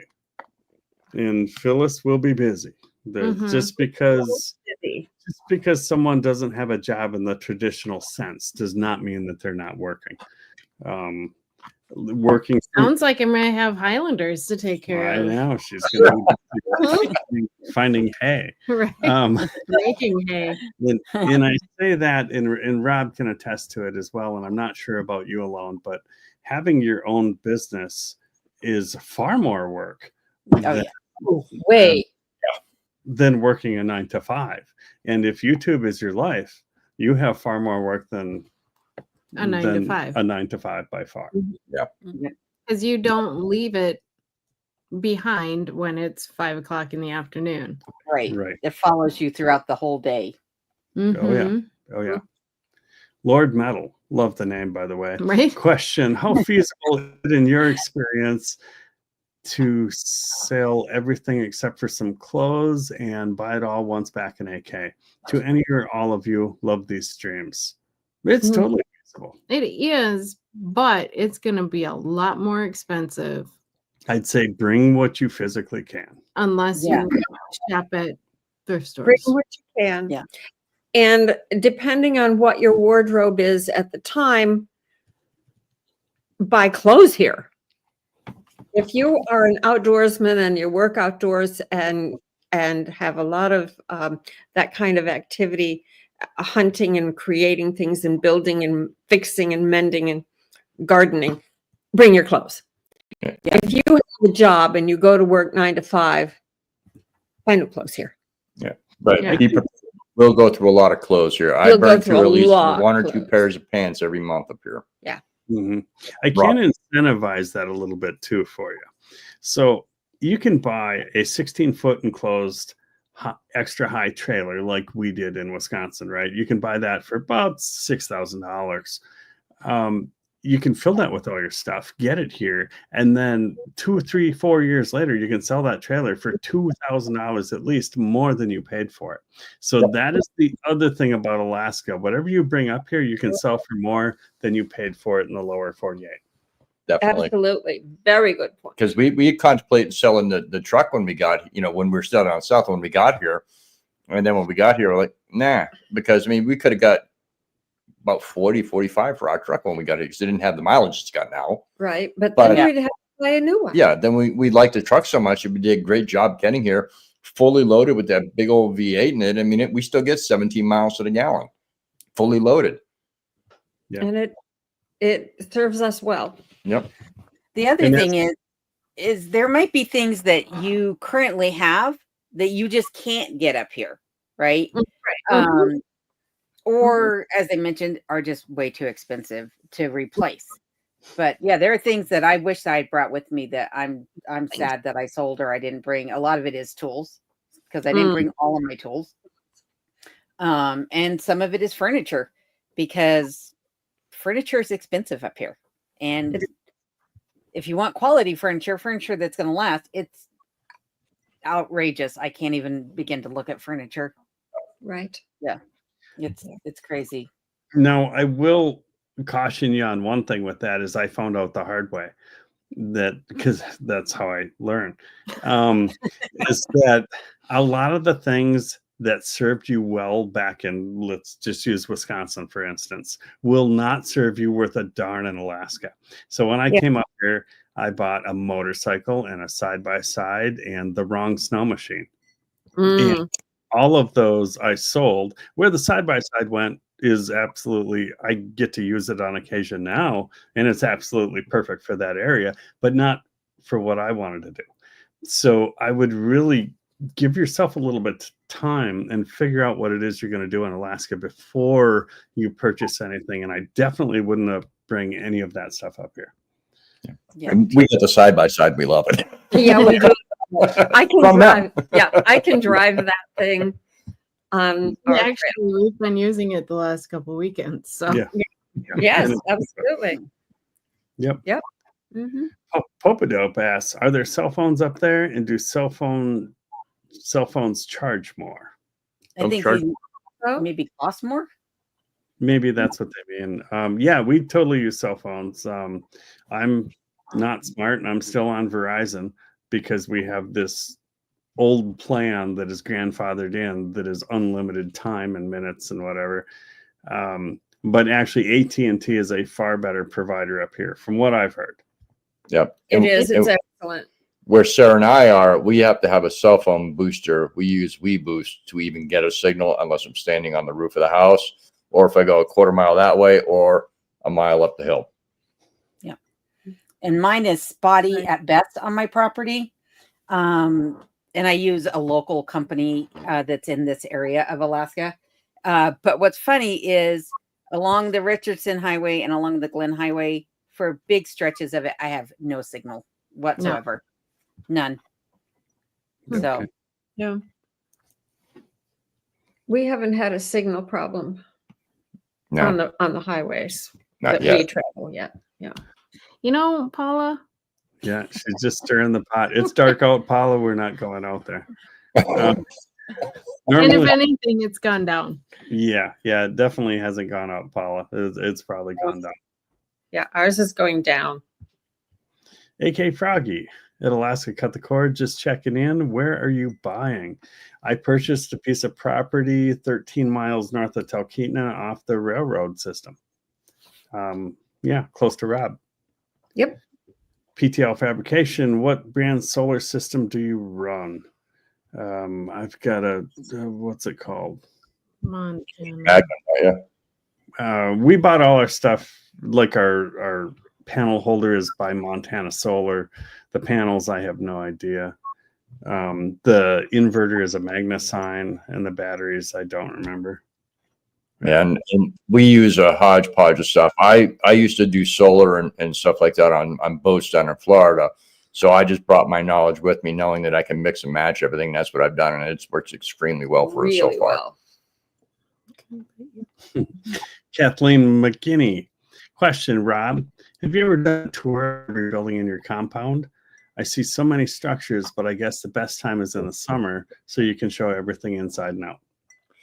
We have shown it a little bit, not fully. Mostly we focused on the new house and the little cabin. As I get things rearranged and finished in other buildings or cleaned up, because it's been a mess because we're working in them, building stuff. And then there was a lot of stuff that was here when we got here, and it all just needs to be rearranged. The machine shop is almost done. I have it looking pretty good right now. And then the barn is next on the list. And I've actually got to mill 2x4s or 2x6s to put up walls so I can insulate that building so we can use it more in the wintertime.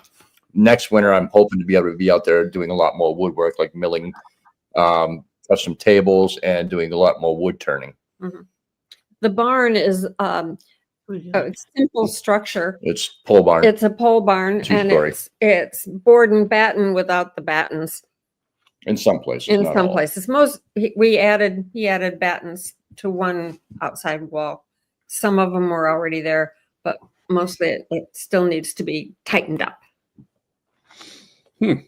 Melvin Leroy says, just curious, who are they who break into cars stranded on the roadways? Random people. Just random. It depends on where you're at. If it were around where I live, it's meth heads. That's what I was going to say. There's a big drug problem in Alaska. Yep, Yeah. yep. And But it's localized. It is localized. Yeah. but the farther you get away from the main town, the better off you are, because they can't afford the gas to drive out there to harass your stuff. So. True. But like Sergeant, John T is saying, who's bashing in cars that far out there in the middle of nowhere? Because it's happening along the Richardson. It's happening along the Glen Highway. It's just the meth head when he has to run into town to get more propane to make more meth. Mm-hmm. Right. Yep. Very So true. I do want to take a moment though before I post any more questions up here, and I just want to say to everyone who is in the chat, there are a lot of comments in here, a lot of comments that maybe are not questions or things, they're side conversations, or they're just to one of the channels or what have you. We are all reading the comments, so we all see your comments. I'm sure that Rob and Phyllis and are responding to some of those comments. I'm the one posting them on the screen, so I'm not able to respond to everybody, but I do see your comments. So I do want to say, Merry Christmas to everybody who's wished me a Merry Christmas, and Merry Christmas to the other channels as well. But also Ace had put up a comment a while ago that says she has a crush on Santa. So I just wanted to let Santa know that Ace is looking for you to stop by later tonight. Right. Oh my. No Fate is saying, is meat expensive up there, or is it about saving money and you like hunting that much? Just wondering. Not a hunter, but could be though if I'm starving. Peace. That's actually a really good comment, honestly. So I like the hunting because I know where my meat came from. So, Right. You don't have to wonder, is it full of hormones and chemicals and Yeah. stuff, and Indeed. Yep. or is it that fake, not even actual? Yeah. And it's is to answer the question, is meat expensive? Yeah. Yeah, it's really expensive. But it also depends on how you shop. Mm-hmm. Right. I mean, right. All the meat that we bought on the haul video, there was enough meat to get us through the winter, and all those vegetables was under $1,000. Mm-hmm. Yeah, and that's the weird thing up here is, back home you have Walmart, you have, I don't remember all the grocery stores, but up here you have pretty much one main one, which is your Costco, and they distribute. That's where Three Bears gets their stuff. That's where the restaurants get their stuff. Everybody gets their stuff from Costco. And now that Costco has a new business center, we go down there and we buy bulk, and holy cow, $700 fills the back of a truck. Yeah. So we have learned how to shop more frugally, I guess you'll say. Yep. And the quality is better at that Costco. They supply high-end restaurants. Yep. Yeah. Yep. It Well, is. I don't know if high-end, but they supply a lot of I said, restaurants. Yeah. Yeah. Christopher Rusher is saying, how much would it cost to vacation there? And that's actually a really good question. When we would come up, we would bring no less than $5,000. We didn't always spend it, but if you decide that you're going on a ocean fishing trip, Right. and you're gonna go and do all the things and rent a car and your food, however you do that, there's cheaper ways to do it. We've done it the less expensive way. That was better. But if Chris was to send Jessica up here, it would be super cheap because she would just hang out with me. Just saying. So yeah, I would. It's not cheap here. Val here. Where did the name curmudge in your channel come from, and what does it mean? Well, it's A a play on words for curmudgeon. Basically a cranky old person, basically. And it kind of actually already had the name. The prior owner, in between us and Jim and Nancy owning it, his girlfriend had written on a rock that said curmudgeon. And we liked it, and we asked if we could use the name, and they said, yeah, we don't give two beans about it. And so we adopted it. We both like play on words stuff, so it was like perfect for us. Jim was cranky, Tom was cranky, I'm cranky. Works. It works. Perfect. Per person, what depth is below the frost line in Alaska? Oh, that's a super good question. And that really kind of depends on where you live. Now, here is, you know, the rules. If you're asking that question, if you drive over it, it's going to get a little bit deeper, a lot deeper. But here, I would say if I went down 6 feet, I'd be totally safe. But alone, 3 feet. 3 feet on my property, but there's areas around me, and especially in Glen Ellen, that have permafrost, which means the top layer is permanently frozen around the year.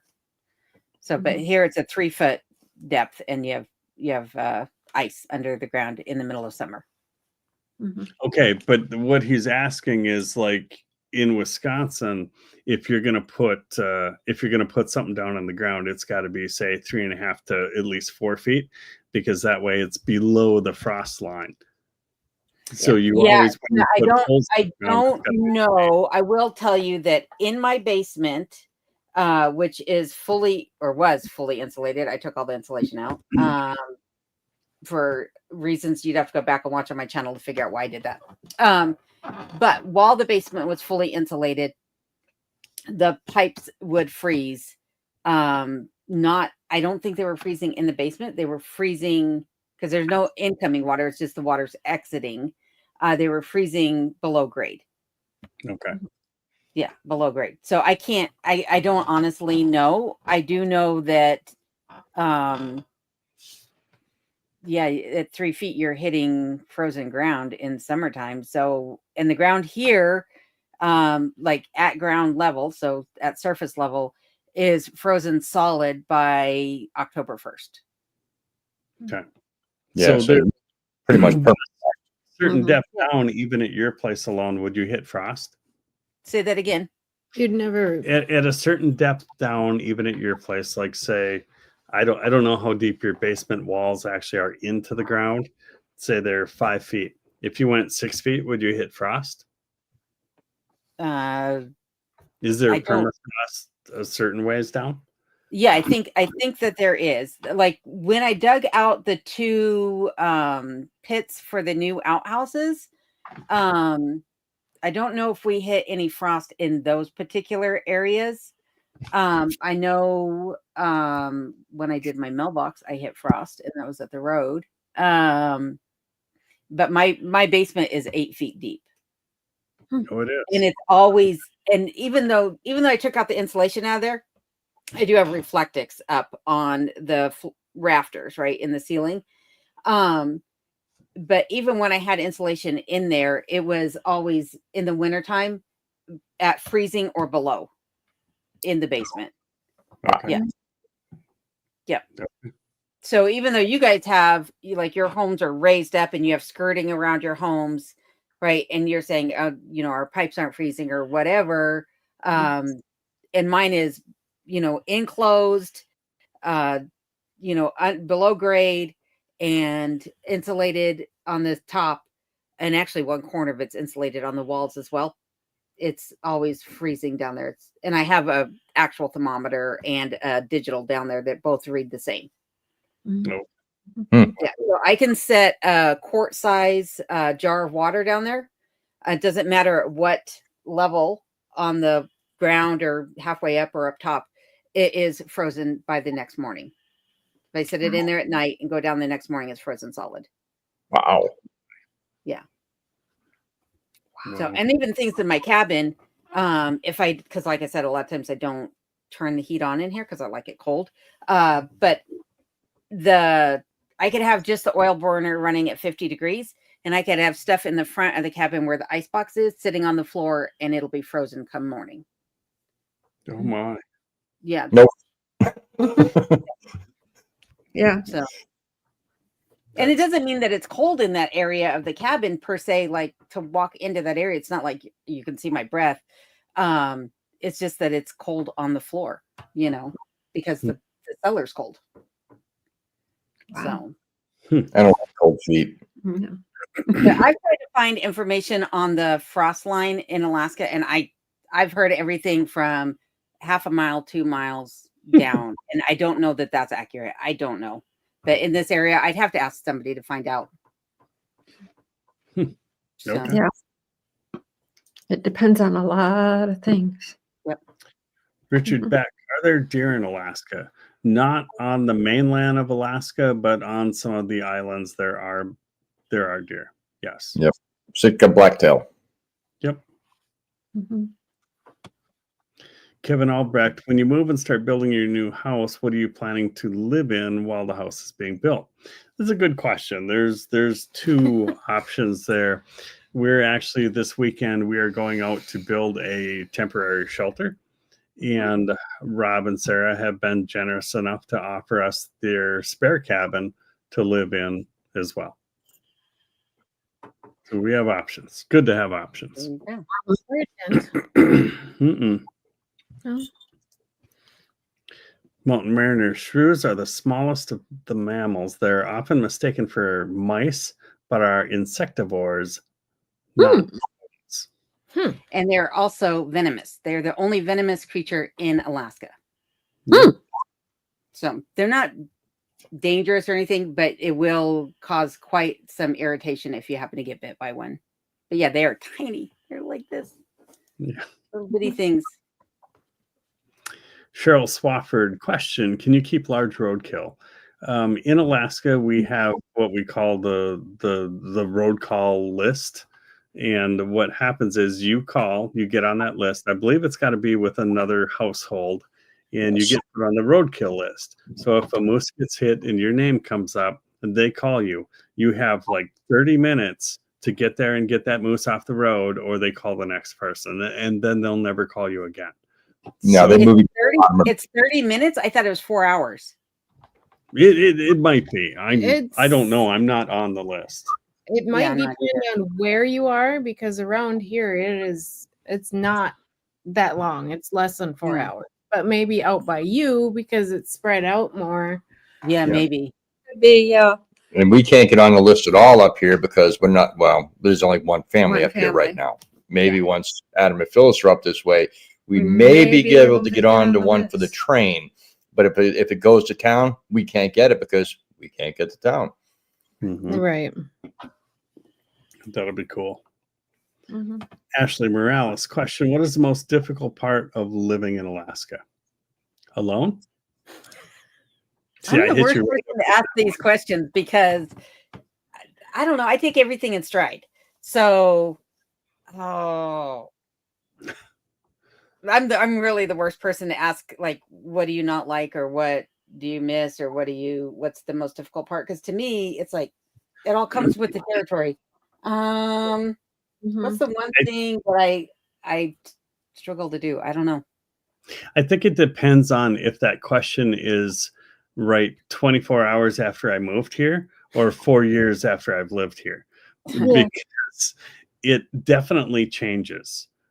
Yep. It's like That's very after true. we moved here, it was especially like Rob and Sarah. They went from living in Florida to being off the railway system, and Yeah. their difficulties are far greater than ours currently. Mhm. But it's Yeah. really not that difficult. I mean, after about 6 months, we were just fine with how it is. I mean, the only thing I have an issue with about being out here is, and it's not really out here, it's Alaska, is finding certain things.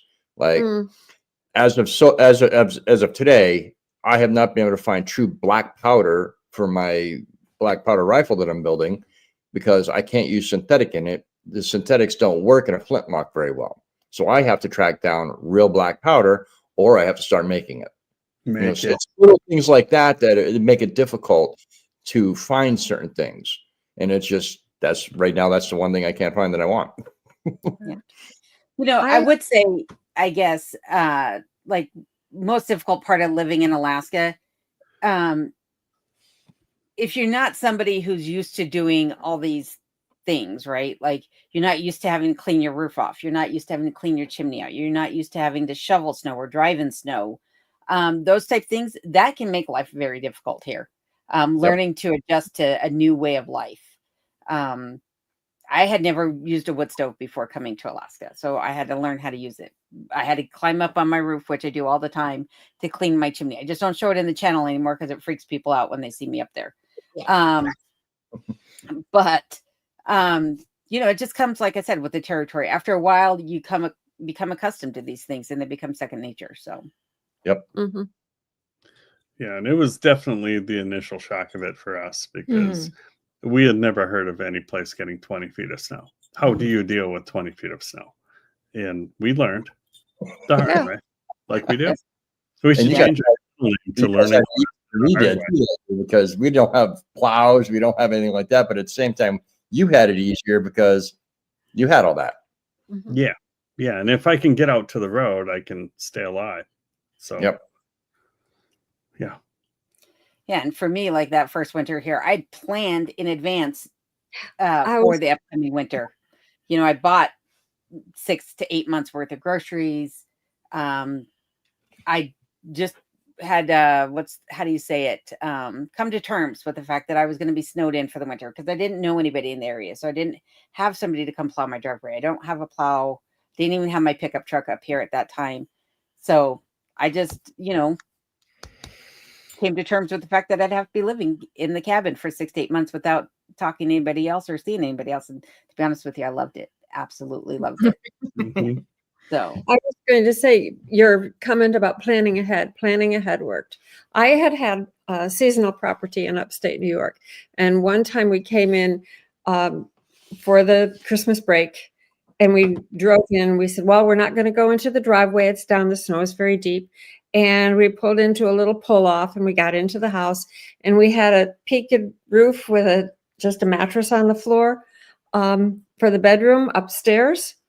And I got up on my elbows and looked out the front window in the morning and there was the snow right there. Yeah. So for me, it was not a big adjustment. No. Not that big a deal. I kind of knew what I was getting into. Yep. Mud Butt in the Mutt says, how do y'all feel about the new Amazon center coming to Alaska? I imagine Adam is happy to get his packages faster, LOL. You darn right I am. Yeah. Patience pants. Well, wait, new Amazon. I thought we already had one. It is. It is there now. Yeah. Oh. In the last 2 or 3 months, I will say that it has made a dramatic change to how quickly we get our packages. Yep. Yeah, I was used to live in Wisconsin with right.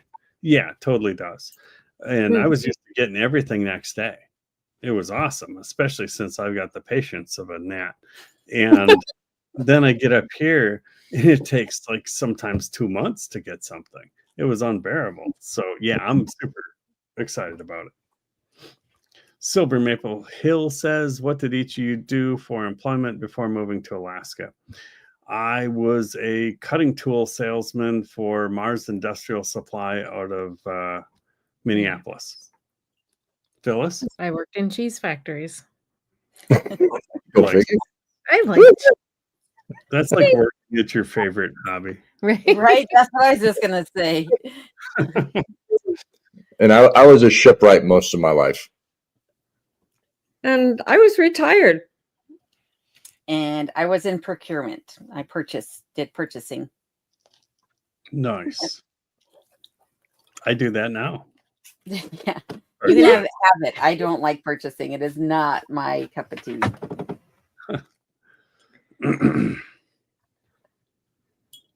Yep. Wow. Look at that. We are all caught up on the comments. We've made it all the way to the end. Awesome. Wow. I think they all put sleep on us or something. Right? Because we've been on here for almost 4 hours straight. So yeah. Yep. Good Lord. It's been a good live. It's been an absolute life. Yep. It has. Yep. And thanks to everybody out there throwing the comments out there, which is absolutely awesome.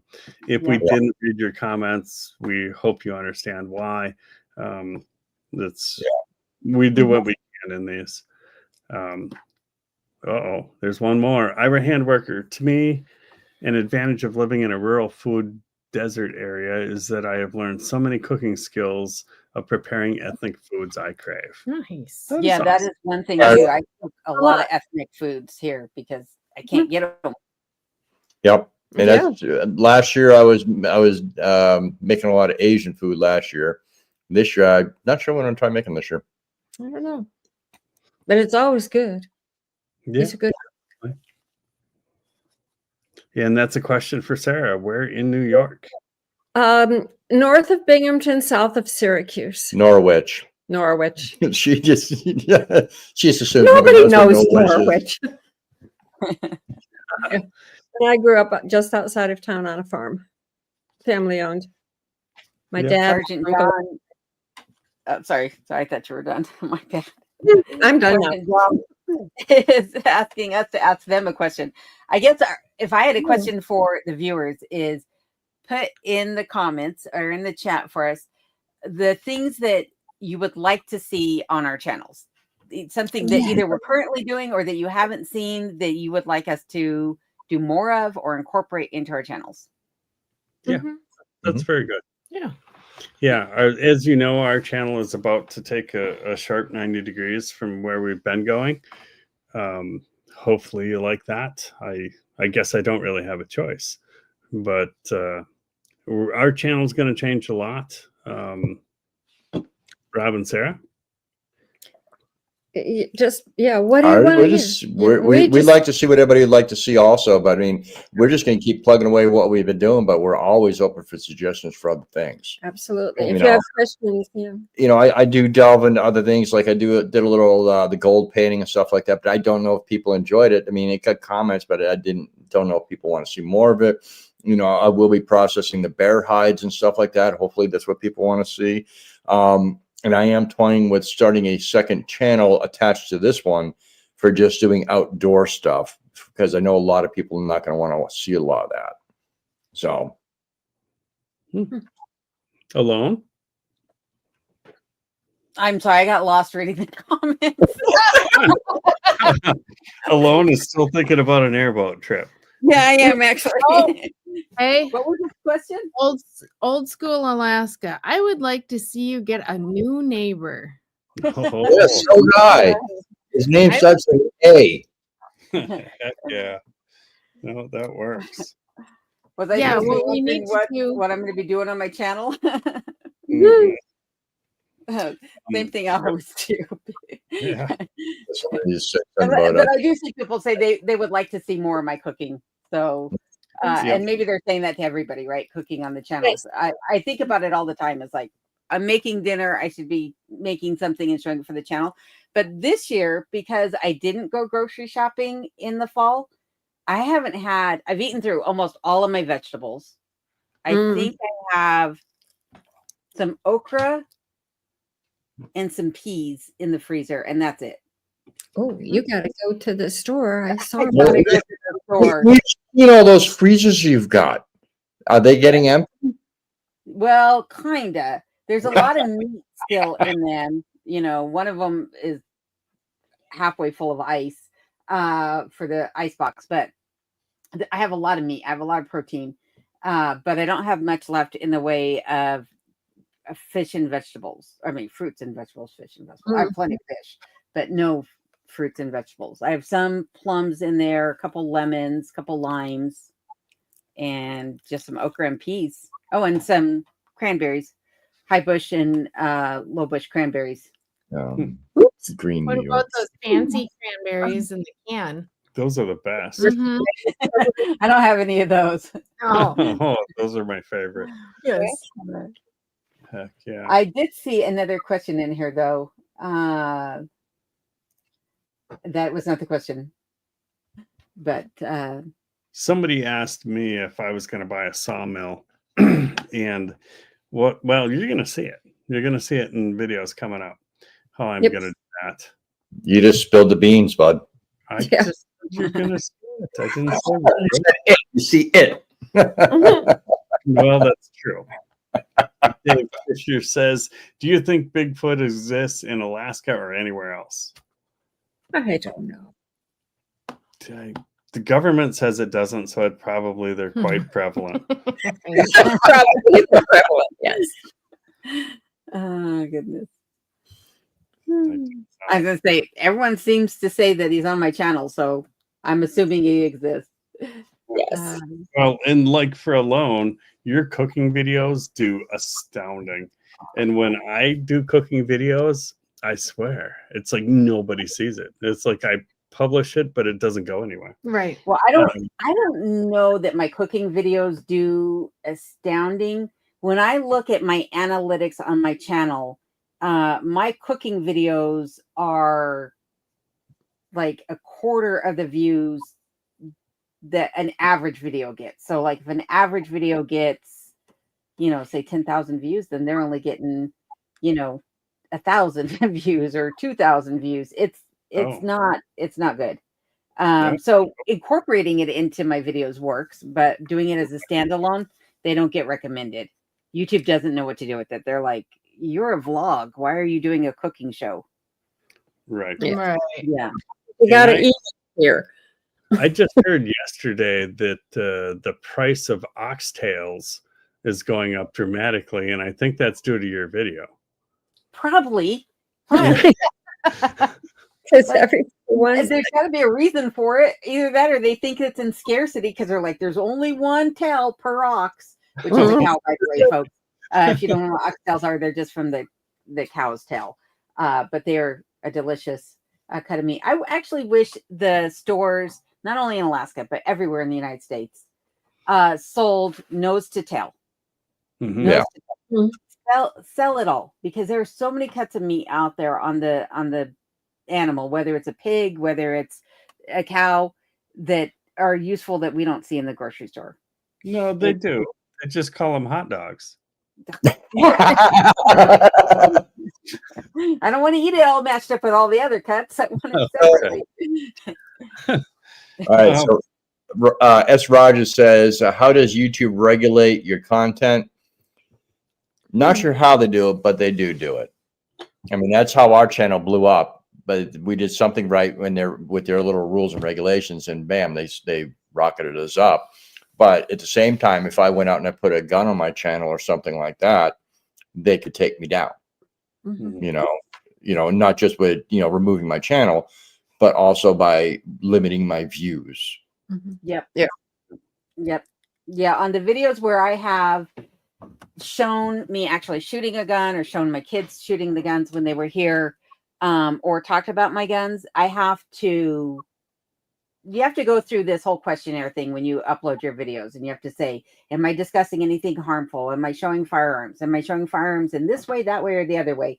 Anytime those things are mentioned, and you say yes to these things, the advertisers clamp down and they don't want to promote your video. So YouTube promotes based upon advertising dollars. And so if it's family friendly, wholesome content, they're more apt to promote your channel. So Yep. So Lisa, wish you were able to do your blown glass to me. Yeah. Unfortunately, for me to get a kiln up here to cool the glass down to anneal it properly would take way too much power or propane. So there will not be any glass blowing in my future up here. yeah. and I won't be sorry. No way. $10 asking, how often do we see the northern lights? I only see the night sky probably in the wintertime with like stars in the sky, probably once a month. So they run in streaks, and they seem to be really related to the number of hurricanes we have. Because while the hurricanes were going on down south, we had the most epic northern lights of all time here. Mm-hmm. So, not saying that there's a correlation, but they were really, really strong during that time. It was pretty cool. Yes, blueberries grow here. We have acres and blueberries. acres of blueberries here. They're not as plump as the Well, it's been the weather. They were pretty epic when we were up at your house. Yeah. We picked buckets of blueberries, and then we freeze dried them. Yep. and they're good This was the best year for blueberries so far. since we've been. It was really good. Mhm. I do not have blueberries on my property. I know there's blueberries in the surrounding areas, like up on the high peaks. But it's kind of surprising because I have all sorts of other berries on my property. I just don't have blueberries. Okay. Yeah. Per Bubbles, yes, we do preserve food. We can food. We do smoke food. Right now, we just mostly do cold smoking and then can it after that, like with our salmon. Yes. Here's a super good question. Renee Brown, when is the next live? I've enjoyed visiting with y'all tonight. Thank you. Ours We will have- be 2 weeks. 2 weeks. yeah, 2 weeks. And I don't know. I don't know. I don't know. Yeah, I don't know either. Mine are random. I try to do one once a month. So sometime in January, I'll put out another one. Okay. So, Yeah. Yeah. If I had some sort of remote powered booster, we could do one from the new property. But Right. I only get one bar out there, and I'm pretty sure that would be an unsatisfying live at best. Adam? Mm. Oh, damn. I was just saying you could take the other signal booster from the other house, but it's up on top of that pole. You can't get it down that easy. Oh, Yeah. sure you can. Yeah, Phyllis will volunteer me. That pole's smaller around than his wrist. Yeah, Wow. that doesn't sound like much fun. We used it at the cabin. Oh, no, they wanted to do a live out there. Out there, yeah, that's true. Binford Binford. is saying, alone in Oh, remote go Alaska. I assume your past videos show your thought process checklist on finding your current place. Kinda. It does. I do go through my thought process, but I did not show the checklist because by the time I got here, I had abandoned it. I didn't need it anymore. Right. And it was this huge Gantt chart. And I didn't even know when I moved up to Alaska that I was going to start a YouTube channel. I Right, filmed yeah. a little bit like when I was on the ferry coming up here, but I did that for my family. I did it for myself. I didn't really think about doing a channel, and so I didn't keep that list after I got up here. But I did talk about I have lots of videos about moving up here and finding work up here, things like that. And so I talk about a lot of that, how I saved my money and was able to afford to move up here. Yeah, it works. So hopefully you find some useful information in there. Oh, heck yeah.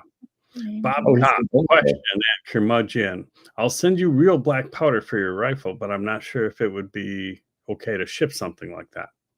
Oh, I don't know. I'd have to find out the regulations. I'm sure there's a way it can be done because people get stuff sent up here all the time. I can order regular ammunition and have it mailed here. So, I mean, black powder is going to be, I mean, mostly what I need is I need 3F and I need 4F. The 4F's for my Frizzin and the 3F's just to load it with. Yeah. Popadope is saying, do any of you live near that HARP facility? That HARP facility is up by Fairbanks. No, Oh, there's So- I one. thought there was one out this Oh. way too. Yeah, out by there's one McCarthy. alone. Ah, that explains your power outages. Right? Oh, Probably yeah, explain some of the other weird things I've seen too. it could be. Yeah. Ace is saying, you all feel it's wrong for me to have a crush on Santa, asking for a friend. We don't Nope. judge. We don't Not at judge. all. Here. No. No, we're very accepting here. Yes, we are. Well, guys, what do you think? I think it's time that I make something to eat for us tonight. Yeah. Yeah. I think Yeah. I got a puppy that needs to go outside. So I'd like to thank everybody for being here Absolutely. and What all a the treat. moderators that helped. Yeah. Everybody asking these questions. Y'all are amazing. We appreciate each and every one of you. And we hope you have an amazing holiday season, be it New Year's, Christmas, Hanukkah, whatever. It does not matter. We appreciate every one of you. We do. Mhm. Yep, absolutely. Thank everybody for joining us for tonight. I mean, sharing some of your precious time with us. That means a lot to us. And yeah, we hope you have a very Merry Christmas and a wonderful New Year's. Hello? I agree with everything that they just said and more. I want everybody to, I know it's like, I can't repeat all that because I'm going to lose my voice.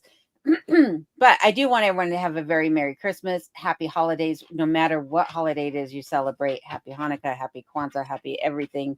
I just hope that everybody has a safe and happy holidays, and we hope to see you next year.